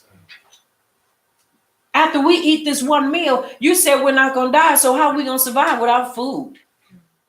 Once again, it takes having that relationship, and then it takes a people really wanting to listen because they understand I can't live if I don't follow your instructions. If our people could just show that same kind of zeal like these people showed, not getting up there, being combative, argumentative, and questioning everything. Well, how do we know that you do this, we ain't gonna die in the next week or two? How do we know that this ain't gonna happen? These people weren't even believers, but they believed the one who Yahuwah had put the word in his mouth. Come on, let's read. When daylight came, they did not recognize the land, but they saw a bay with a sandy beach, where they decided to run the ship aground if they could. Cutting loose the anchors, they left them in the sea, and at the same time untied the ropes that held the rudders. Then they hoisted the foresail to the wind and made for the beach. But the ship struck a sandbar and ran aground. The boat stuck fast and would not move, and the stern was broken to pieces by the pounding of the surf. And it is so. And it is so. And the soldiers' counsel was to kill the prisoners, lest any of them should swim out and escape. Now you have to understand, we've seen, and if you ever played what is the game? Not Modern Warfare, played any of the games, military games, Battlefield, and you're playing what is it? Not just campaign. When you're playing the different stages. Man, if I didn't want to say it, I could say it. But anyway, where you are playing with the teams, you're playing team Battlefield. You're playing team. Squad deathmatch. When you're playing with squads and you have the different maps that open up to you, and you have different things, and when the world open up to you, you have different scenarios. And when you are playing and you're in the water and they have the boats, and sometimes when you're trying to stop and you make sure you don't want nobody else to get your boat, what you do is you run it aground and you ram it up on the sand so it can get stuck, and so can't nobody get it off of there. And so you can kind of picture that's what happened to them. And so they were saying, but if the prisoners get off, they will escape. But now, mind you, Rabbi Shaul has already convinced them and talked them into believing him. So they were not going to leave, but the soldiers were afraid this was going to happen. Desperation will cause you to think about doing some crazy stuff. That's right. But the centurion, willing to save Rabbi Shaul, kept them from their purpose and commanded that they which could swim should cast themselves first into the sea and get to land. And the rest were to follow, some on planks and some on broken pieces. Boy, that'll make a great book. Some on broken pieces of the ship. And so it came to pass that they all escaped safely to the land. So everybody made it back to land as they were supposed to. Why? Because they listened. Why? Because they listened and they adhered to Rabbi Shaul. And then not only that, but because Yahuwah purposed to show mercy to Rabbi Shaul. Because he had a mission, he had a purpose. He had to get there to speak to some Yashreelites that needed to know truth and needed to be instructed and corrected. And so this is what he did. And so it is important for us, once again, our theme for this Shabbat, give ear. Are we willing to give ear to the instructions, no matter how long or how short it is? Are we willing to give ear so that we can truly be found without wanting in the presence of Abba Yahuwah? Are we really wanting to do what he's called us to do? Are we really willing to take the necessary steps so that we can develop and grow and be all that he has called us to be? Or are we going to continue to follow the path of our ancestors and forefathers and do just enough to get us by until we find that peace or find that place that we want? And then next thing you know, we're doing the same thing they did. Once again, you have to give ear. If you don't give ear, you won't be able to move forward. But it's important that we do so. So once again, we started late, but as I told you, those of you that watch my teachings, I will never cut corners and I will never cut the writing short. I won't do it. Because it's like cutting corners when you're doing a recipe, and y'all know we ain't gonna cut corners. We don't cut corners when we go to get our hair done. We don't cut corners when we go to buy clothes. We don't cut corners when we're cooking food. We don't cut corners when it comes to ourselves. So I'm not gonna cut corners when it comes to Abba Yahuwah and what he has given unto us. We eat the whole roll or we eat none at all. And so with that being said, I pray that Abba Yahuwah continues to bring to you and give to you all that you need to secure you and to fortify your belief in him. Go back, read it again, go back, listen to the class. I take my time. I try to expound because there are things that need to be expounded on, and when not, I don't. But it's important that we be grounded in the things that he's given unto us as his people. I want you to remember this Shabbat. Keep your head up, keep your shoulders squared, and keep your heart and your feet in the Torah, because you can't go wrong. And no matter what we are facing, if we give ear to his command and give ear to his statutes, his judgments, his Torah, which is the epitome and that which defines our lives, we cannot go wrong. I want you to remember that I am Aliyah Yasharal, and I am the leader of Messengers of Yahuwah's Kingdom, Hebraic Belief Ministries located in South Carolina. I want you to remember here at Messengers of Yahuwah's Kingdom, Hebraic Belief Ministries, this is the place where the Torah does the body excellent. Until next time, may Abba Yahuwah Baruch Atah and keep you in his shalom until we meet again. Also, I want you to remember that you've been touched by Champion TV, a place where the champions reside. And it is so. And it is so. It is so.